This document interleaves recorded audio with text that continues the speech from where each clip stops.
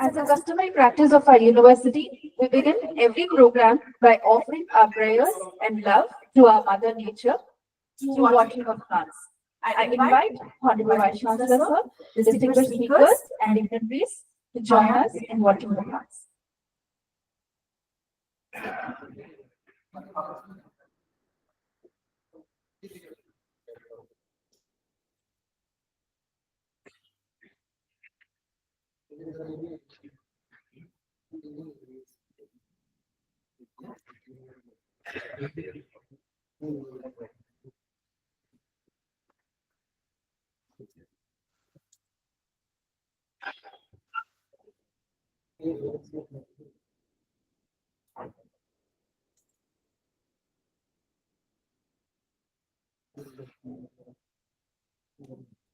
Thank you, sir.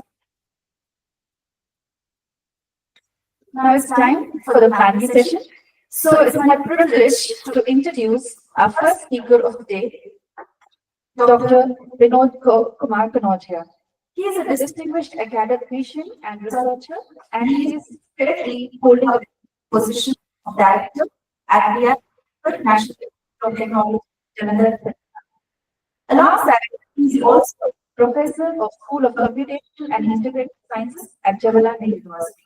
During his tenure at Jawaharlal Nehru University, he has served in a number of important roles like Dean of School and Chief Advisor of Equal Opportunity Office.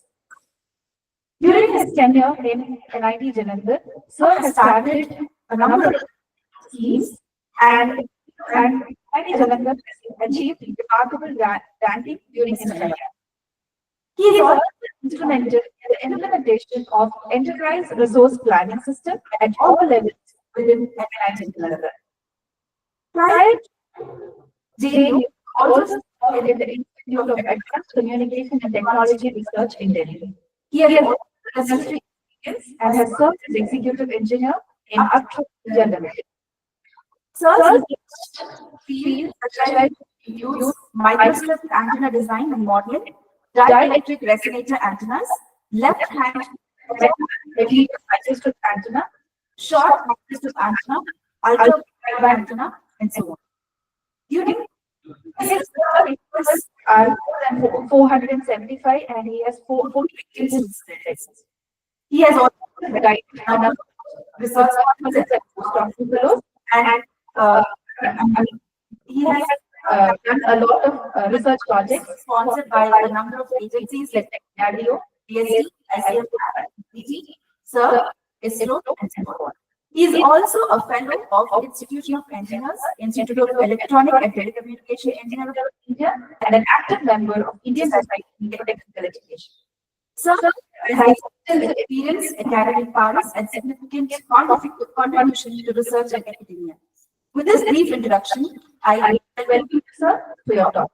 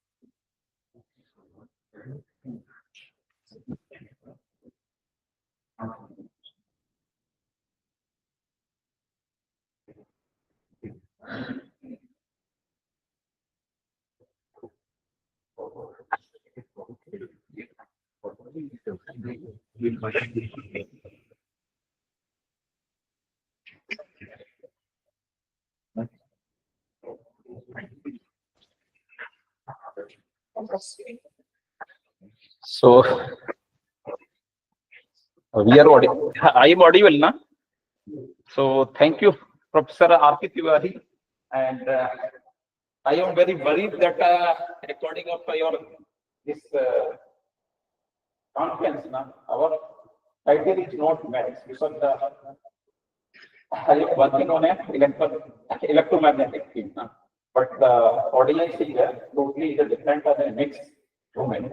So I am very worried that I asked Professor Tiwari that how I can deliver the talk. And he has asked me that the first time you will visit. So how many students will be there? So we will change our talk according to the presence of our audience. So how many students will raise your hand? Either UT, PG, and PhD. And most of our students is there. So I will not go into depth of the research. So just I discuss that the area is not confidence. So we have choose of our general topic.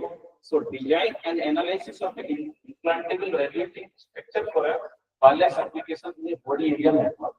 So just we want to discuss of these are different contents and what is a biotech because you are a interdisciplinary lecture.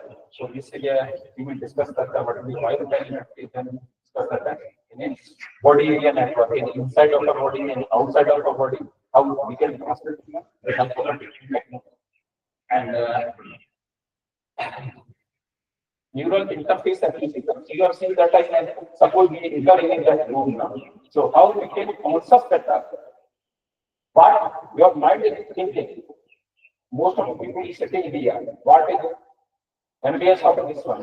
So your mind is thinking. So how this thinking is converted to the help of some of the technology. That you can see that Elon Musk, we have lot of work he has done. So even that time, what we are thinking, they have converted into it with the help of this technology and converted into it.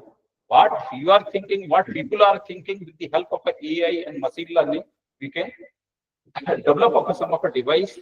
We can adopt that what you are thinking, what you want to say. Then he will discuss that in a body-centric wireless application, either inside of a body and outside of a body, or we communicate of an inside body to outside of body. Suppose some of our problem is here in the body because the whole body is body. we are thankful to a body and digest in a proper way. We are not worried for what we are eating, but that is given by a God. So we will be thankful to a God. So what our body is there, how we can communicate with the inside of our body. Suppose we have some of a column and we will take up some of a pill inside of our body. After we are निकलने के बाद क्या है? You can transfer of a signal. They can detect of a sense of a signal. They can transmit to outside of a body. And outside of a body, you can connect of some of a PC or some of a internet. You can transmit of anywhere. So this is also a technology is available, and doctor is using of this type of technology. We discuss about what is the mechanism of this one. So how do you fabricate of a quantum? So inside of a body, how you can connect of this whole body in a with the help of a quantum that is approximately our body is there and quantum is approximately. So that measurement and wireless power transmission. So wireless power transmission is the thing available of our signal or electromagnetic signal is available in a free space. So how you can convert of us that electromagnetic signal or different signal is available. Suppose in the case of a solar cell. So solar cell, you have seen that everybody is know that how we convert of that solar energy to a electrical energy, and most of the things in a that you have seen that. And similarly, in a electromagnetic signal is freely available in a world. So this electromagnetic signal we can convert of some of our devices or that is a type of a battery. So we can use of a battery with the replace of a battery with the help of this wireless power transmission. And that's safety and rectitude.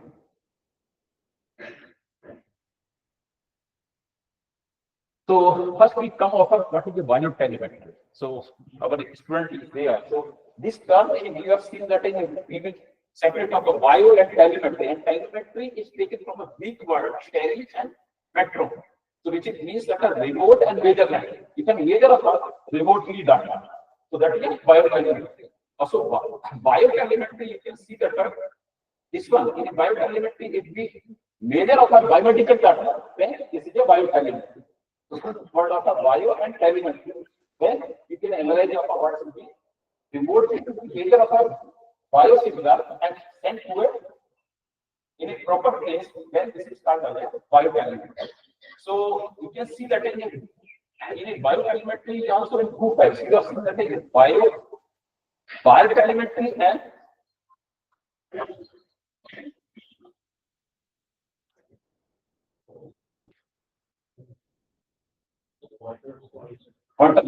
okay. So this is your wide telemetry. So you have seen that in this picture. So suppose you want to detect of what is the temperature, what is the body of other parameter, you can connect up some of the load sensor and connect up a wire and transmit over that is single, and then you can find out what is the temperature, what is the other parameter of the body. You can detect in wire telemetry. So you connect up a wire with a sensor. So this is the wire telemetry. And this is the, you have seen that suppose in wireless telemetry, you will connect up some of a node and directly node is to a nearby and then connect to some of your system, and from a system you can transmit to another place. So you have seen that in this internet and personal computer and connect on a network and cloud, then you can transmit of signal where you want. So this is the very important. You can take some of the people who is sitting in the US, you can transmit of the signal and detect of your signal in the body and transmit to US doctor. They can prescribe what you can take of a medicine, what they can detect of a both things, analyze, and they can give you the proper medicine. So this is even that is working in our India also, and abroad and India also they are using Dr. AG. So what actually this consists of a biotelemetry? For a broad sense, we are not going into detail of a, you will see that a human body implant. Suppose in the case of a, we want to implant a device inside of the body. So what they consist? Exactly what they consist of is in a whole body. In a outside of a body, how? Suppose in the inside of a body, some of a device you have implant, then how you can communicate in the outside. So this is what component is there in that device, in the inside of the body and outside of the body. So you can see that from a first picture that this transducer is there, and if whatever you want to sense and transducer is there, and signal conditioning is there. There are some of the electronics devices and signal conditioning is there. RF modulator is there and an amplifier is there. And over RF modulator and amplifier, you can transmit over this signal with the help of an antenna. So basically, you have seen that the type of introduction should be work on it, that there is different type of different targets. So we transmit over this signal with the help of an antenna from a inside of a body. So in a human body, whatever you have implant, they have detect and the signal processing, then transmit because the signal is very less. So you have to amplify over that signal so properly you transmit from inside of a body outside. So we connect over that antenna. And outside of that body, you are by some of the antenna because the signal is a very big. So in a nearby of the body, you have to connect over some of the another device in outside of the body to they detect over signal. So you require of a receiving antenna. So in that case, you have seen that this is a receiving antenna, and again we amplify. Signal is a very big. We amplify and modulate and demodulate and signal processing and connect over. Three stages for an analyze, and this is a basic structure of inside of a body and outside of a body. And different component is there. You have seen that the component biomechanics is there. The sensor is there, actuator is there, and antenna is there, and battery power is there. You will connect over outside of the battery. Use that one. You can use over wireless power transfer for use of battery. And interfacing circuitry, because the different components there, you can connect over that you are challenging. So connecting of a matching is required, amplifier is required, and display unit. So proper display of what parameter is there. So exactly you will see that a different frequency band is used. So these are a different frequency band, and these are a different component inside of a battery. The insulator is there, implant antenna is there, again an electronics device and power supply is there, and actuator and vibe sensor is there. So you can collect of a data in the outside, or you can collect of a data from a remote area to a in a safe place. Suppose the inside of a body, in case of a device in the inside of a body, similarly you can connect of a device in the outside of a body, and sensor is the sense of what parameter is there, and signal process is there. You can transmit to other place, and doctor can analyze, and you can really you can analyze that what parameter is your major, and accordingly you take of a correction, either online or streamline of all the data each every. So now the wireless body area network is different type of wireless. If the device of a wireless body area network for a medical application, another area non-medical application. So again, you will see that in a medical application in implantable and cardiovascular disease and cancer detections. So that is implantable W is there. And here, suppose in the case of we want to detect it outside. What is the blood sugar is there, what is the temperature is there, and another parameter you can connect in the own side of the body. So this is the part that wearable W band. So different application is sleep training, asthma, and sports and training and soldier. You can use this type of technology. And remote control medical devices. As we have already discussed that suppose that we have to detect some of the parameter of a body and transmit with the help of an internet, we transmit of another place here, the doctor is available. Suppose in Delhi, on Kerala, on Calcutta, in outside or you can say that in US and different countries, that's similar. So this remote control, so the doctor can suggest that what medicine we can prescribe with the help of this.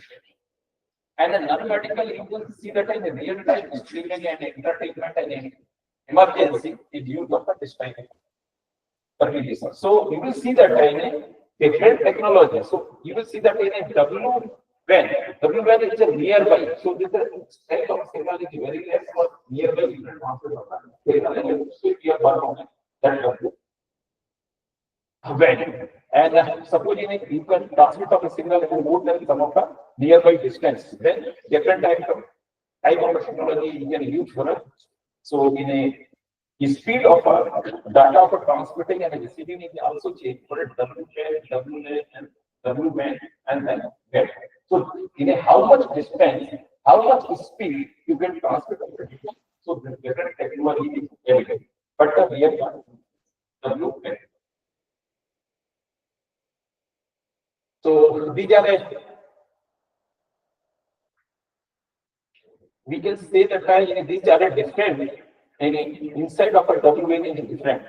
Intra WN or inter WN and beyond WN. So we can say that in type 1, type 2, and type 3. We can understand that. Suppose we can transmit of a signal from a soldier to a lens. So in on the body. So this kind of technology is called as intra WN. Means that in a nearby of the body you can transmit. Suppose you want to transmit of a nearby, then this is usually intra WN. So in a type 1, only you can transmit of a nearby of a body. So this is type 1, that is called as intra WN technology. And type 2 technology, inter WN communications, you can transmit of a nearby of a devices. Suppose in the case of we have discussed that inside the movie, you are in front of some of the devices, you can transmit of the outside. So this is the meaning outside some of the system is there. So use of a inter WN technology. And beyond of that, suppose you can connect of some of a system, then you can transmit of that system to a in a cloud and or internet, you can transmit in cloud beyond this one. So this type of a type 3 technology. And this characteristic of WN secure management, availability, data of available and data authenticity is there, and data integrity is there, data confidentiality is there, and data freshness is there. So directly in the real-time analysis, you can run with the help of this technology. So how much power is consumed by a big system is given by in the data transmission and SMS transmission and what is the computation, how much power is required?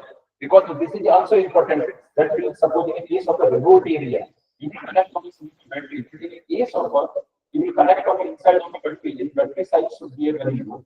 So this is very important. How much power is consumed by a different component. This is one of the area you can select for a research channel. So these are a research area you can work on it, this type of a technology and internal operationality of the WN and wireless technology and privacy and security area. Another area you can work on it, and biosensor designing is one of the area you can work, and quality of a service and power saving and mobility and scalability. These are a different area the people can work. So these are one of a device. Suppose you can transmit of a signal. Suppose in the case you have seen that in a transformer. What transformer exactly is transformer? You have seen that in a transmission of a line. So transformer is there. And what you have seen that in up and down transformer is there. Suppose you want to step up of some of the voltage of some of the signal, and similarly the transmit of your signal. So that will be a two coil is there. One of a primary coil and the secondary coil is transmit. That is very challenging. So inside of the body, you connect of that inductive coil. So in the inductive coil, its alignment is there.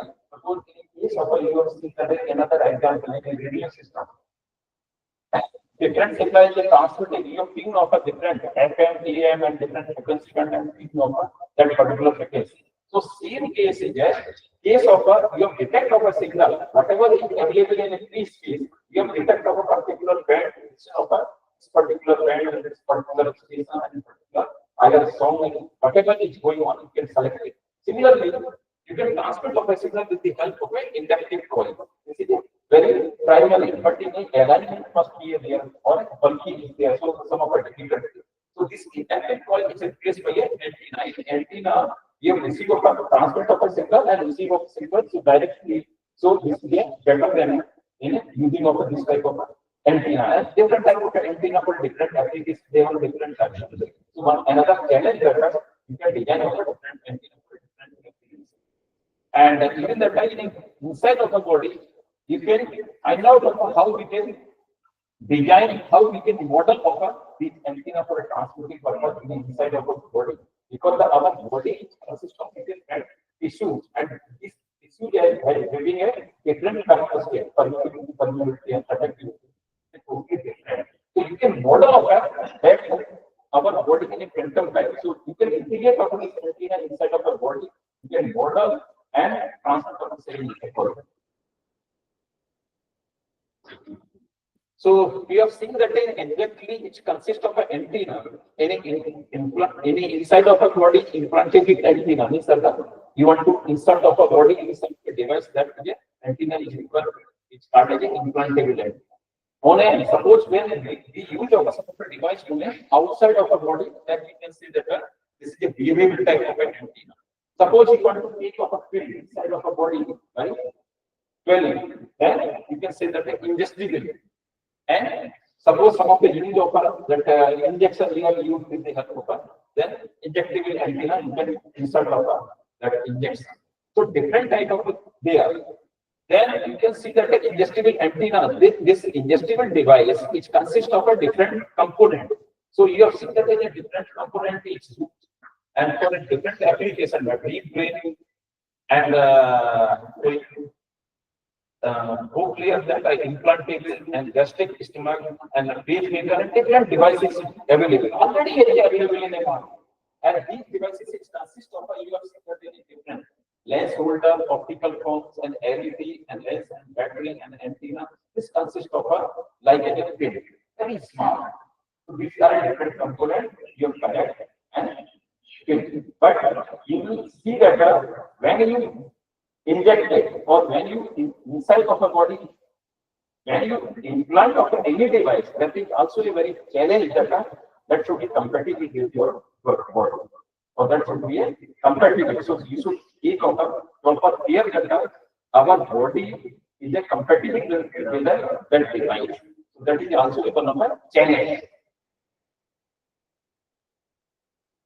So even that time, this device you can integrate with the outside of a body in some of a clothes. Clothes most of our you see that in a defense person, you can use of a this type of a device to identify a person. Suppose in some of a casualty is there. आप देखते हैं कि इसके अंदर दबे हुए हम 4 दिन 5 दिन के बाद हम सोल्जर को निकाल पाते हैं. If you find out of the insert of this type of a device, directly you can detect that some after विट है कि नहीं है, हार्टबीट है कि नहीं है, आप एलाइव है कि गलत है, तो हमें ये देखना चाहिए कि जो एलाइव है उसको हमें फर्स्ट प्रायोरिटी देनी चाहिए, जिससे हो सकता है पर्सन बच सकता है. So these type of a device can help our same for human beings also.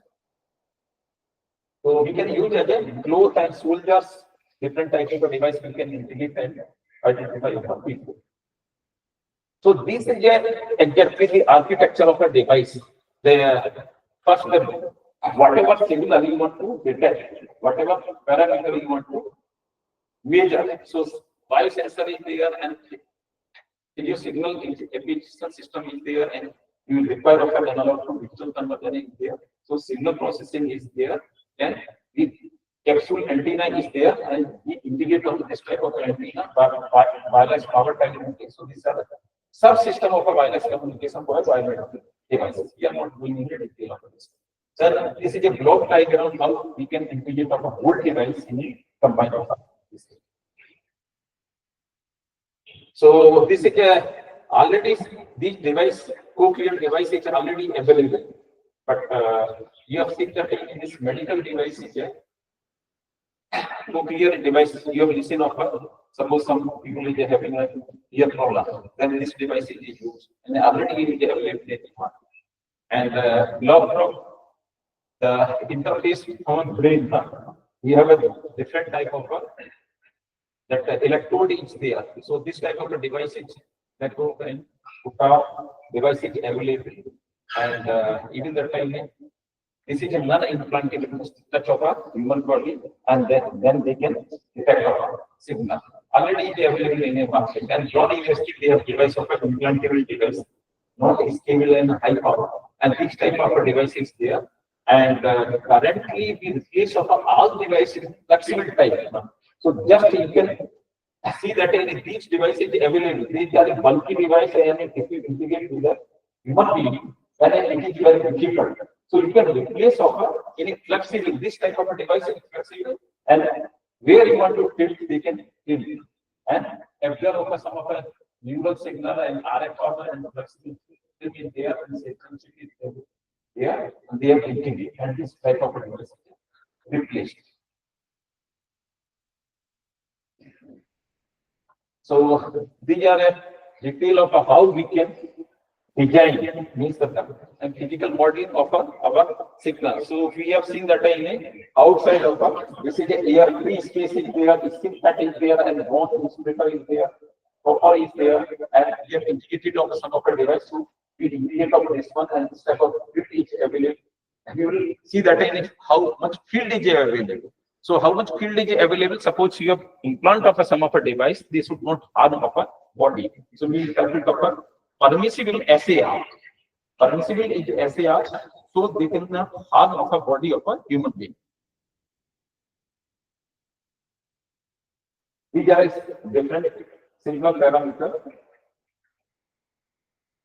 So these are a measurement which require of a network analyzer in port 1 and port 2 and different or total setup is required observer and frame. You can measure of a and exactly whatever you have designed and measure in a proper way. So that is very critical and very important. Test of some of either an animal or whatever, then something is required on it.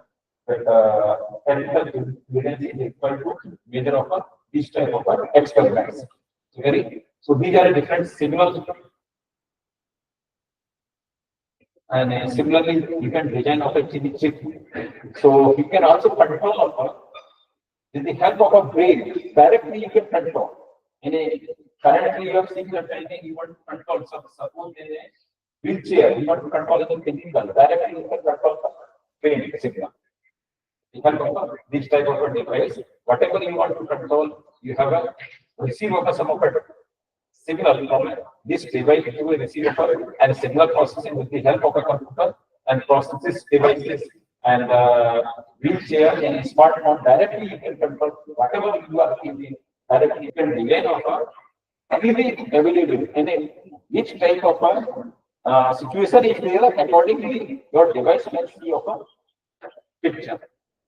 So even that is some of different applications. So person is not able to see now. Actually, you see that some of our applications problem is there. Na?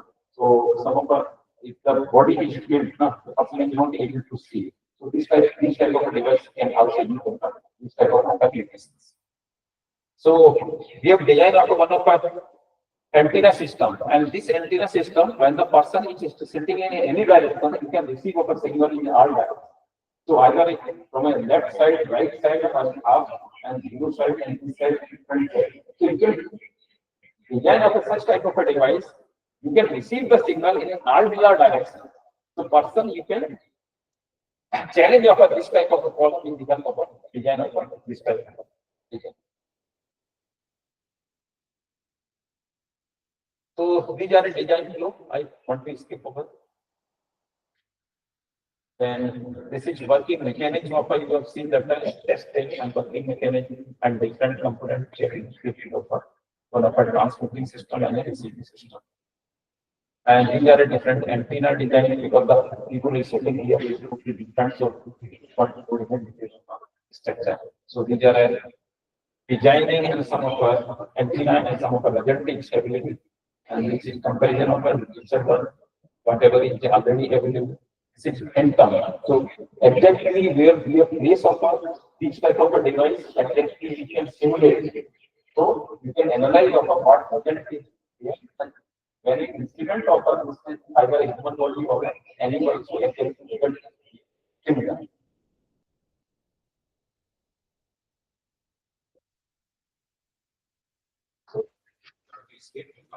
Biocompatibility, they have already discussed that in biocompatibility, one of the challenges that you can integrate of these type of a device, but where you have placed. So accordingly, your body should not be harmed. So biocompatibility is one of the challenges that so some of the material is available to verify. So these are some of the experiments we have done. And different radiation near field and far field with bigger the houses. So the analysis is there. And this is a link margin. Actually, link margin is that how much power you want to transmit that should not be harmful. and how much power is required to be with the help of a wind farm.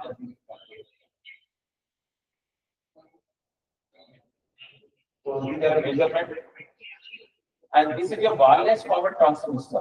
So wireless power transmission is similar as we have seen that in energy harvesting, and in one of environmental energy, another is a human energy harvesting. So you have seen that a different type of wireless energy available. So you can understand that in a different energy is available, how we convert of that energy in a required power. So either in environmental energy or human energy. Human energy is most of a physical person will do kinetic and thermal energy, which are available energy. And but in we can use of that environmental energy harvesting. So with the help of these are different energy is available, you can convert on the energy. That is similar to like solar cell, and solar cell is the convert of that energy, solar energy, electrical energy. Similarly, suppose in one of the case of electromagnetic energy is available. Currently, you have seen that a mobile device is working. So in really electromagnetic signal is available. You can convert of the energy in case of your battery of energy harvesting. And the wireless power transmission. So means that you cannot connect of a battery. You can replace of that system with the help of that WP. So this energy in environment you can connect and your device is working properly.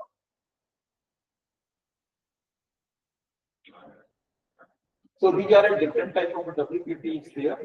We are not going to detail about this. And we have design of this power transfer for a wide cabinet. So in case of one of a signal, you have seen that in your mobile you have received of a signal. You have received of some of a signal.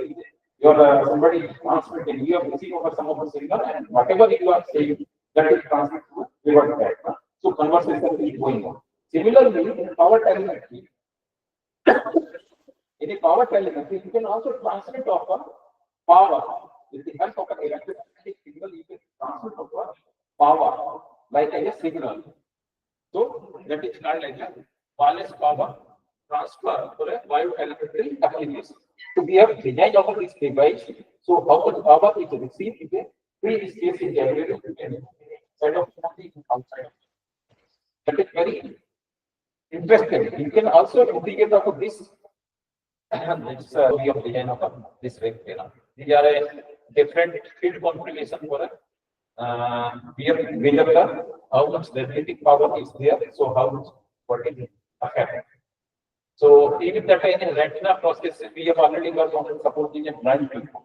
So evidently some of inside of your eye, your retina is some of 80% problem for the blind people is on some of the activity here. In the case of this one, the help of retinal prosthesis. So we are working on that one. Retina prosthesis based on a biomedical implant. So you can restore the vision up to some of the level. So we have designed of this one with the help of a retina. We have dental. We have designed of with the help of a dental. We have designed of this device and test the vision. And both type of you can design of some of the devices implant inside of the body. You can also design of a device you can implant on a your space. आप चश्मे के ऊपर भी लगा सकते हैं, उससे भी देख सकते हैं, उसको ट्रांसफर कर दीजिए.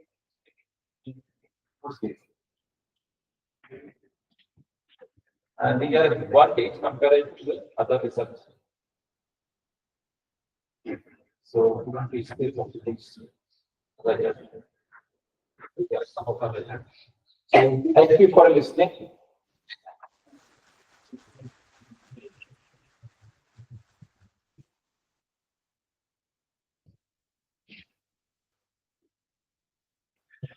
Thank you, sir. Thank you so much for your informative insights on designing and analysis of implantable radiating structures for wireless application body area network. We truly appreciate your time in your busy schedule. Thank you so much, sir, once again.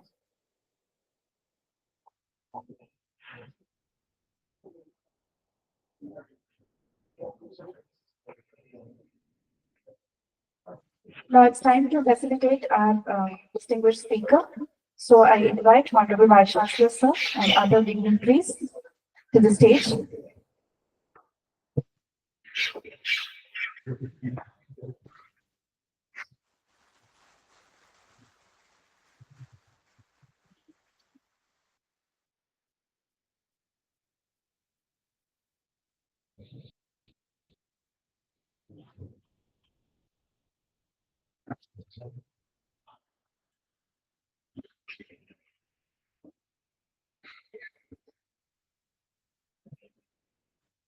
Thank you, sir.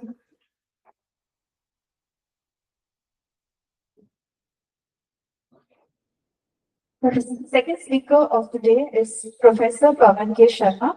He is a professor in Department of Chemistry, Central University of Haryana. He is also serving in different roles as Dean Research and Director IQAC in Central University of Haryana. He has around 30 years of teaching and research experience and has published more than 150 papers with in a number of high impact factor journals. He also has supervised many PhD students, around 14 PhD students and MPhil students. And he has a number of honors and awards and recognitions. He is a Fulbright Scholar in Residence Award 23-24 by Fulbright Foreign Scholarship Board, USA, at Wesleyan University, Connecticut. He is also a Fulbright Nehru International Education Administrator Award 2019 by United States Indian Educational Foundation. He has also received awards and honors like Srinivasa Ramanuja Birth Centenary Gold Medal in 2018, awarded by Indian Science Congress Association, Bronze Medal 2018 by Chemical Research Society of India, Platinum Jubilee Lecture Award in 2016 by by Indian Scientific Congress Association, National Award by Indian Chemical Society in 2012, and first and only scientist from Haryana nominated to visit Antarctica as member scientist in Indian Scientific Expedition Team to Antarctica. He has also received Canadian Award 2006, and he is a member of Chemical Sciences and Chemical Sciences Selection Committee, Indian Science Congress Association. He is also serving in a number of administrative experience. As I told you, he is a dean research, and he is also a governor nominee in Executive Council of Guru Jampeshwar University and Maharishi Valmiki Sanskrit University. He has delivered a number of lectures for popularizing science, and he's also visited many countries in almost 6 continents. So with this brief introduction, I welcome you, sir, to deliver your lecture. Hello. Thank you very much, Professor Kumari and all the lecturers for giving me this opportunity to be here and for the free accommodation to see about the accommodation on the keynote to the field. Indeed, thank you. When I talk about future prospects of drug design and discovery, what I'm going to talk here is that the kind of therapies we are using today, the kind of drugs we are using today, are we going to live with that? If not, what's wrong with this, or what is different? And then in the end, I'll show some advances, means the real cutting edge advances, and I'll be very happy to discuss that. So, if I say future prospects of drug design and discovery, then obviously the first question comes that the therapies, the drugs that we are using today, what are they? How do we get to that? And is there something wrong, or is there something different that can be done? So I'll give a brief review of that. How did we arrive where we are before taking it further? So, see, if we talk about drugs, then drug diseases in humanity, we can say that they are synonymous. They are synonymous. So ever since the humanity existed on planet Earth, we had sufferings, we had diseases, and where did the human being go for those sufferings, for those diseases? So we went to, obviously we went to the nature. Otherwise also you see, Indian thought, Bharatiya thought is not that the human is a master of this universe. The Bharatiya thought is that we are a part of this community, of the nature. So we are deeply ingrained, let's say, as a heart, we are deeply ingrained into this concept of being oneness with the nature. So the man, and when I say about this, I'm talking about the humanity in whole, not only about the Indian subcontinent.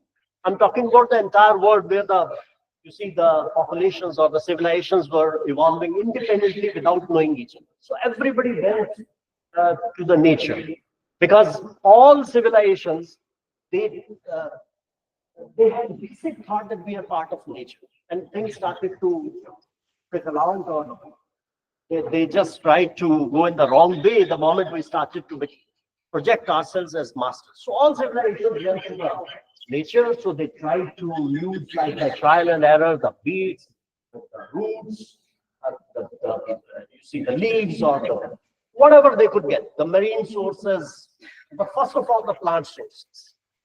And all ancient civilizations, they have made important discoveries. We go to the Chinese, we go to the Quechua tribes, we go to Africa, all civilizations, they made important discoveries. However, when it comes to the documentation, then Indian and Chinese herbal remedies, they are probably the most well known or most well documented. So that means I can say, depending upon the different civilizations, we have many traditional medicines, folk medicines, and there are so many number of different kinds of traditional folk medicines. But some of those traditional medicines that we still know today are like Ayurveda, Unani, Siddha, homeopathy. But you may be surprised to know that even today there are some folk medicines which we don't know, but which are being practiced at a very, very high.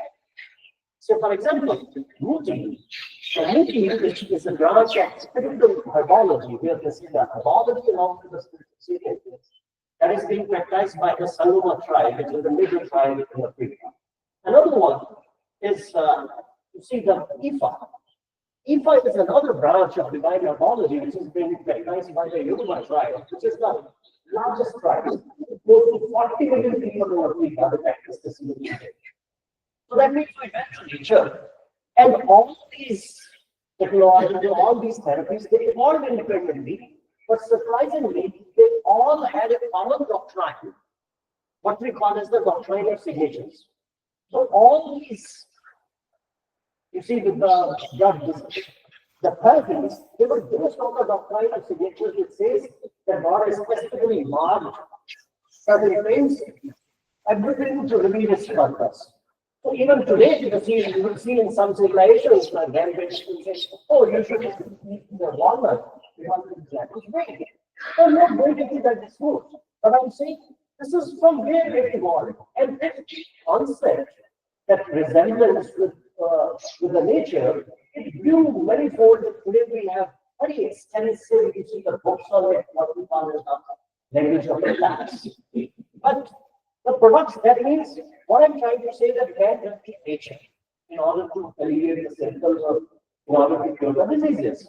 And all these products that we got from the animal origin, vegetable origin, marine, whatever, they were sometimes very effective, but they were sometimes very toxic.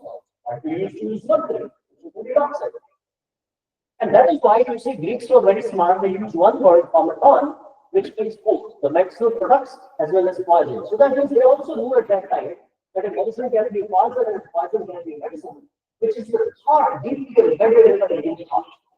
That selenium, which is the mercury, that has been used, which is some of the poisons they have been used extensively as medicines. So all these, you see, these were evolving independently, but they were not communicating with each other. But by the 15th century, after the invention of the printing press, the publication and circulation of these remedies, what we call home remedies or traditional remedies, that reached its peak. So when you try the circulation and effective publication, the use as well as misuse of herbal remedies that leads to speech. So much so that as early as 1566, the Paris Parliament banned the use of the carpet remedy. That's the first recorded ban on any drug by a government, by a parliament. By the 17th century, the usage reached its peak. But now with the effective publication between the practitioners, there was an aggressive withdrawal of ineffective or too toxic suggestions. Now, we were using as such directly what we were getting from nature. But by the early 19th century, our science, our understanding grew, what we call as a modern medicine. So we started to understand that, oh, in one way, there can be many different electrolytes with different chemicals. So we said, oh, all of them are different. So there will be a constant form that is different. So we started to isolate the pure substances from the plant, from other sources. The idea here was only to get a consistent quality, because the idea was that if you pluck a leaf on a, let us say, a flower in a different season, so the alkali component, the chemical constituent of the plant would be different in different seasons. So the idea was also to get a consistent quality throughout the year, so that we identify what is important, what's the simple important, responsible for eliminating the symptoms of different diseases, and we can apply it to the patient. But surprisingly, the department, which was very surprising at that time, not today, some of the things involved in the administration, they were found to be good class. So that is the same upon when we are using it as a protection of the whole thing, that is given a beneficial. But the single compound which we are testing in vitro or in vivo, or then they were found to be good class. But still, some of those like morphine or being, they were very extensively prescribed. So that means today, whatever we have, we can say more than 70% of the medicine, they are derived from this thought that the ancient traditional wisdom, so that was tested on the modern medicine. That is how we should. For example, see, the aspirin was from the leopard, and in 1760 it was found to be something in the fever, but Native Americans, using it for medicine. In the early powers, they never actually used by the natural child. We don't know if it's right. But then, this rule were isolated.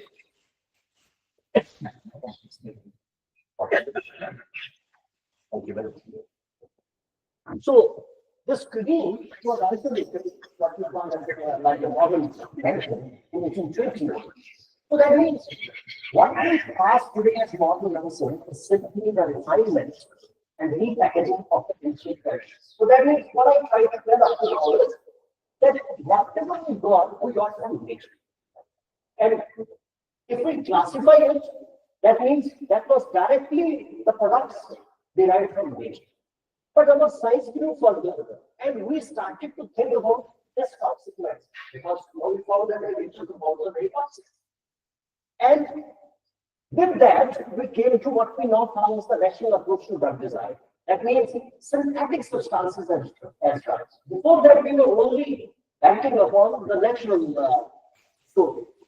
So in this process, what we did is that we still like the same compound, what we derive from the nature. We call them as the lead compound.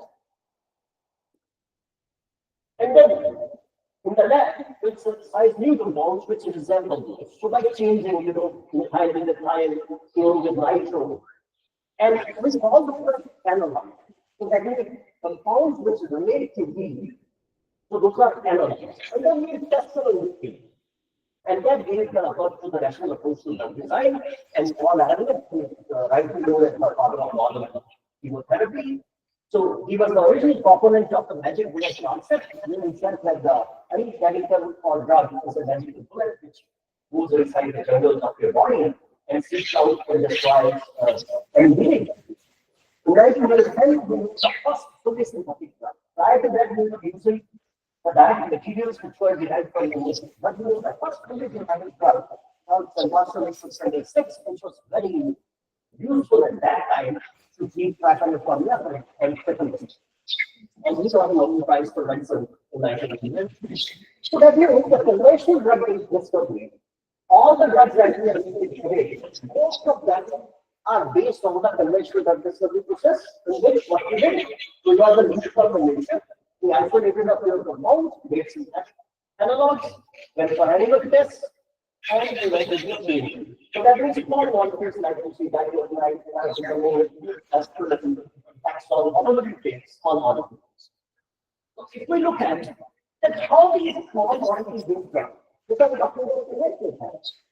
Most of these traditional drugs, they act as a protein switch. But as we know, when the body is ready to flow, it's basically from DNA to RNA, RNA to protein. So that means whatever medicine I take, if it is interacting with protein, then it may be related to the symptoms. But the synthesis of the disease causing protein is still being made. So that means we are treating it at the beginning stage, but mRNA is getting information from DNA and mRNA is making the proteins in the body. So that means it's a continuous process. Although protein is being targeted, but more protein is being made. But today's drug discovery process, what I say, the future prospects, they are bound to DNA understanding. So that is a big shift. The future drug discovery is going to be DNA. And that's not difficult. Because after all, you see, DNA is the next evolution. It only 4 letters. ATGC or ATGC, only 4 letters. It's a very simple alphabet, but then there's complex, extremely complex language. And ever since the structure of DNA not been used in there has been a revolution leading to the sequencing of the human genome. So once we have the entire human genome, we have so many disease markers. We know the genetic level that what gene is responsible for what disease. That opened up many questions. And in but one of those opportunities, what we call as the anti-sense or anti-gene technologies. Now, that means what is the future of drug design? So that means one major, I'm not saying the only one major platform for designing discovery is going to be the.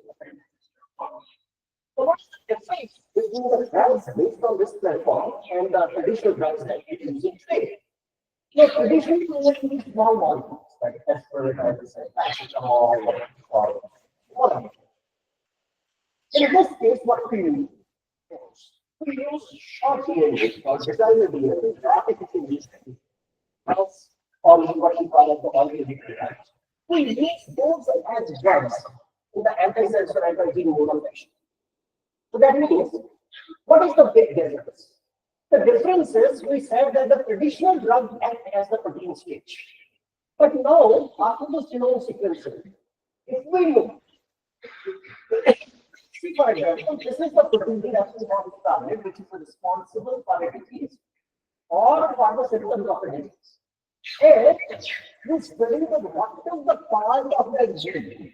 What is the genetic part? What is the part in the messenger RNA? Which is responsible for the synthesis of the protein, which is responsible for the symptoms of a disease or for a disease.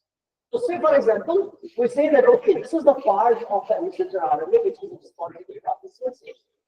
And we make a complementary DNA, an artificial DNA, a designer, I'm very good to using the word a designer DNA, which can go and actually plot only that part of the messenger RNA which is responsible for the synthesis of the disease.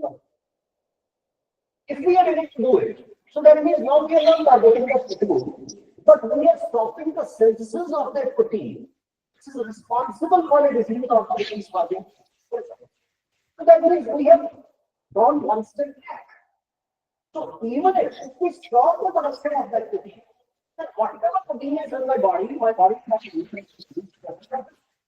That means that is the major difference between this future drug design and what I'm saying. So now we can see that if we identify the major part of the sugar acid, so that means now we can make a designer DNA which can go and block one part of the gene, which is responsible for the function of the certain protein. Now, to understand it further, when I go for the health issue here, how do we find? How can we come to know that by artificial DNA we are not? Because there can be competition for the expert. So that we studied a very simple experiment, what we call the human DNA. Simple terms we say, thermal monitoring of the DNA, or latent temperature, but our chemistry friends should know. So my chemistry friends would know that when we say melting temperature, it's not the melting point just like benzoic acid as 1 degree.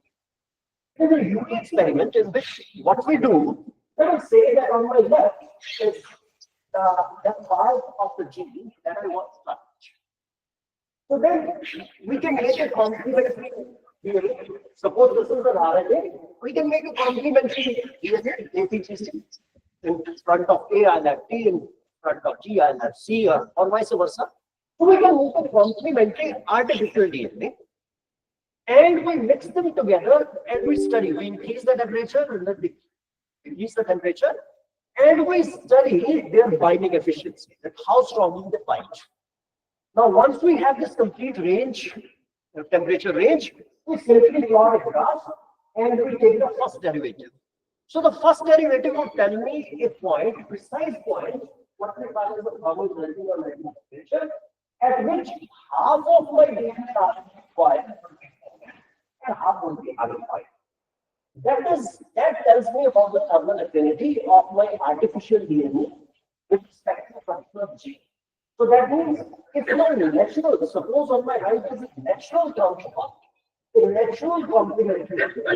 Suppose my natural complementary strand binds with that genetic part, let us say at 30 degrees, that the melting temperature is 30 degrees, and my artificial goes and binds at 44 degrees, then you can say if I put even both, and my artificial one would not let the natural one come near it because the binding efficiency is 40 degrees. This is how we test. This is very important for understanding what I'm going to show you.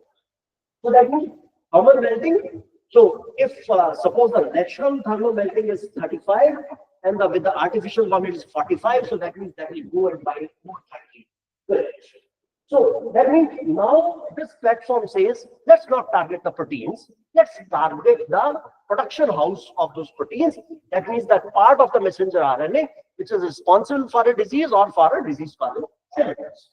Now, why we should come over it? So, before coming to this advantage, I'll come to the advantage. There are lots of advantages of this platform. First is the specificity, because now the science has emphasized the advanced so much that if we know the genetic markers, then we can target only a single gene rather than means targeting it several places. Second thing is it has a broad applicability. That means we can create drugs for any disease. And when I say any disease, which by the small molecule based on all therapies that we have today, we consider as undruggable. So drugs can be created for any disease on the spectrum. The drug design is much more rational as compared to what we do today. Because we know the rate of creating NSS drug. The alphabet is very short, ATKC, that's all. Right? And the building blocks, they are consistent across all drugs. So the same way, जो A के लिए counterpart use करते हैं, will stay the same. It will only be the order that will change. That means ATTC can be different than PTAC or PATC. So the building blocks are the same. It is only just like additive block. I'm putting 3 first and 2 later, or I'm putting 3 later and 2 first. Right? And therefore, because the building blocks are the same, so safety profile is also like in today's drugs, even if you change, let us say it's higher, little higher, but safety profile changes altogether. We have to do all the drugs, all the tests. Then it is quite efficient in terms of time and cost and drug discovery in early development stage. And because the building blocks are identical, so manufacturing can be automated, reducing the infrastructure investment. Because in today's world, you have to have so many different kinds of like incubators, reactors, filtration assemblies. So here you think we can automate it. Now, the way I present it, it looks like that maybe it is the ultimate that we have got, or it is something that has been invented yesterday. But that's not the case. Basically, the proof of concept for this was given by Zalaknik and Stephenson in 1978. But because we were not having our complete understanding of the genome, so we couldn't use it. For a pretty long time, the field was dormant. So, based on this platform, the first antisense drug that was vitravine, that was approved by FDA in 1998. It was against AIDS-related CMV refugees. So today, we have 10 drugs. 10 drugs have been from this platform. If I show you the drugs just quickly, 2013, medicine for homozygous familial hypercholesterolemia. 2016, Expedition 21 for mediation muscular dystrophy and classic disease. Nusinersen 2016 or Spinraza for spinal muscular atrophy 2018. Exceeding for polyneuropathy or HTTR, amyloidosis. 2019, Colonersen or wireless 53 for DMD. 2019, Velebra for severe hypertriglyceridemia. 2020, Viltepso for DMD. 2021, again for DMD. I'm sure I will show you 10 drugs. Most of my friends here might be thinking, what kind of drugs are you talking about? Most of these diseases you might never have heard, except for I think DMD or SMA you might have heard. Others you might have never have heard. So now, when I'm so negotiating, why this thing developed only for these diseases which you don't know? All these come in the category of orphan drugs. Because the platform is so revolutionary, the FDA also wants to go slow. So they said, okay, first of all, you should try on orphan diseases. Orphan diseases are the diseases described in the USDA, which affect less than 200,000. So you see that no company would work on these diseases. Because making a drug, I mean billions of dollars for making a drug which should be used for less than 200,000 people, that doesn't make sense. So that is why that all these diseases are targeted by this new platform. But the story is that it's not that these are the only diseases that would be Caribbean 23, the latest one is for hereditary, again the HTTR. So the story has been now you see, I'll show you that what are the diseases for which this platform is being tried. Now I said it will be different than the small molecule base. Chemistry students would know the structure of the aspirin, acetylsalicylate, diclofenac, or Taxol, all those types. But this is how a drug based on this platform would be. Now this is Vitravine, the first FDA-approved drug in 1998. It is a 21. I can show you in a different way also. So you can see, in any drug based on this platform, what would change would be the frequency. So for example, it is a 21 month. 21 month means there are 21 nucleotides. So G, C, G, T, T, T, G. So this sequence will change and we can come up with a new drug. So we will talk to the similar. And today, you see, this is, I'm showing you the drug pipeline of only one company, the major company, Ionis Pharmaceuticals, whose name was ISIS Pharmaceuticals, but they changed a few years back because of ISIS stimulates the wrong part of the brain, so they changed from ISIS to ISIS Pharmaceuticals. So just one company, you see the pipeline. In neurological, you see the registration stage is already phase 3. 3 drugs in the phase 3 for neurological. For cardiovasculars, see 4 drugs at phase 3. Specialty, rare diseases, you see, just like means very, very rare diseases, you see here also we have many drugs or other medicines. This is only one company, Ionis. And other than that, there are so many like Serana, Carles Pharmaceuticals. So there are so many others. So that means today, if I talk about the potential therapeutic application, then mainly all those diseases for which today but we know that all drugs cover. All those are being targeted today by this platform.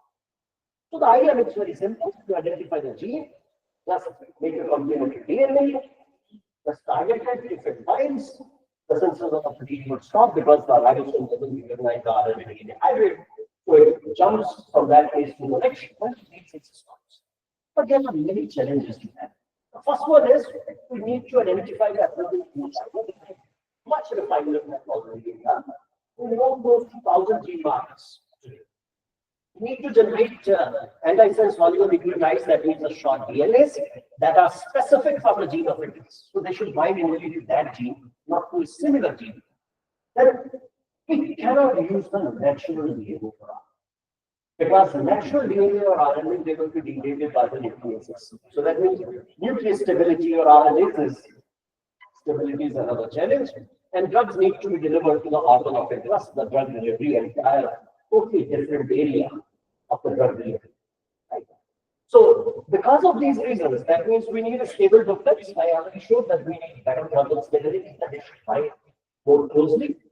They should be nucleus resistant because the natural DNAs would be not be resistant to nucleases and they would degrade those and the cellular uptake. So because of these, we cannot use the oleodeoxynucleotides or protein and DNA for use the state.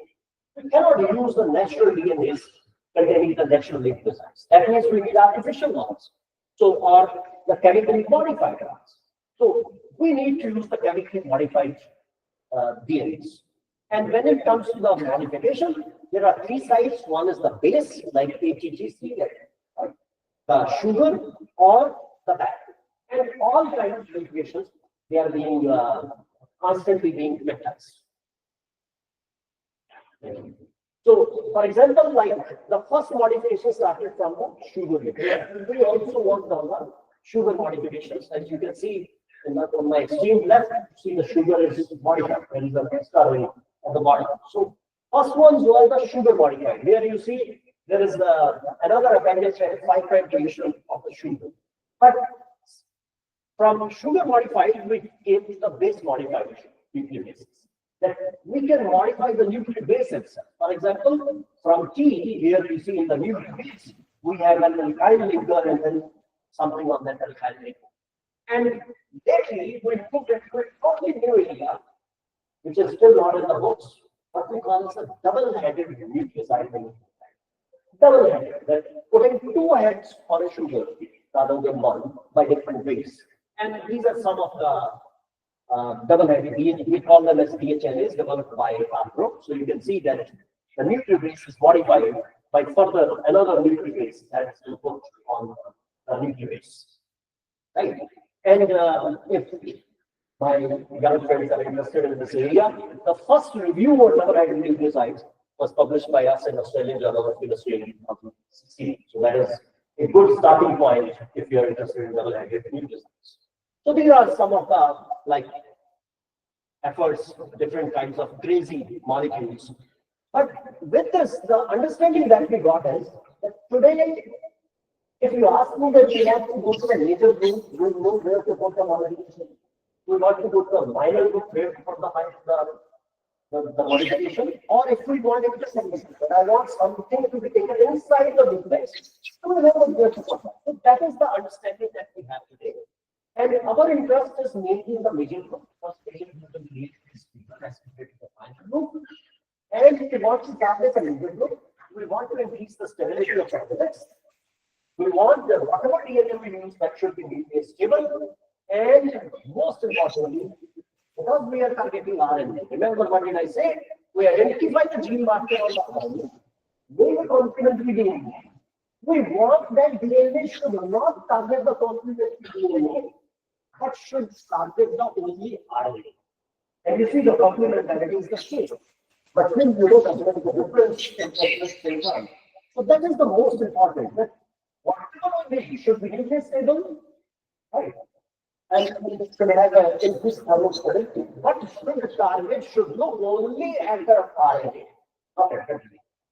So we thought of doing this by using nucleus modified nucleosides. And our efforts started way back from the phenyl triazole appendage nucleoside. So if I look at the phenyl triazole, then it is a natural, you see the natural nucleoside. So we got some interesting results here. And to compare all those results, once again, I'll say this is a reference duplex.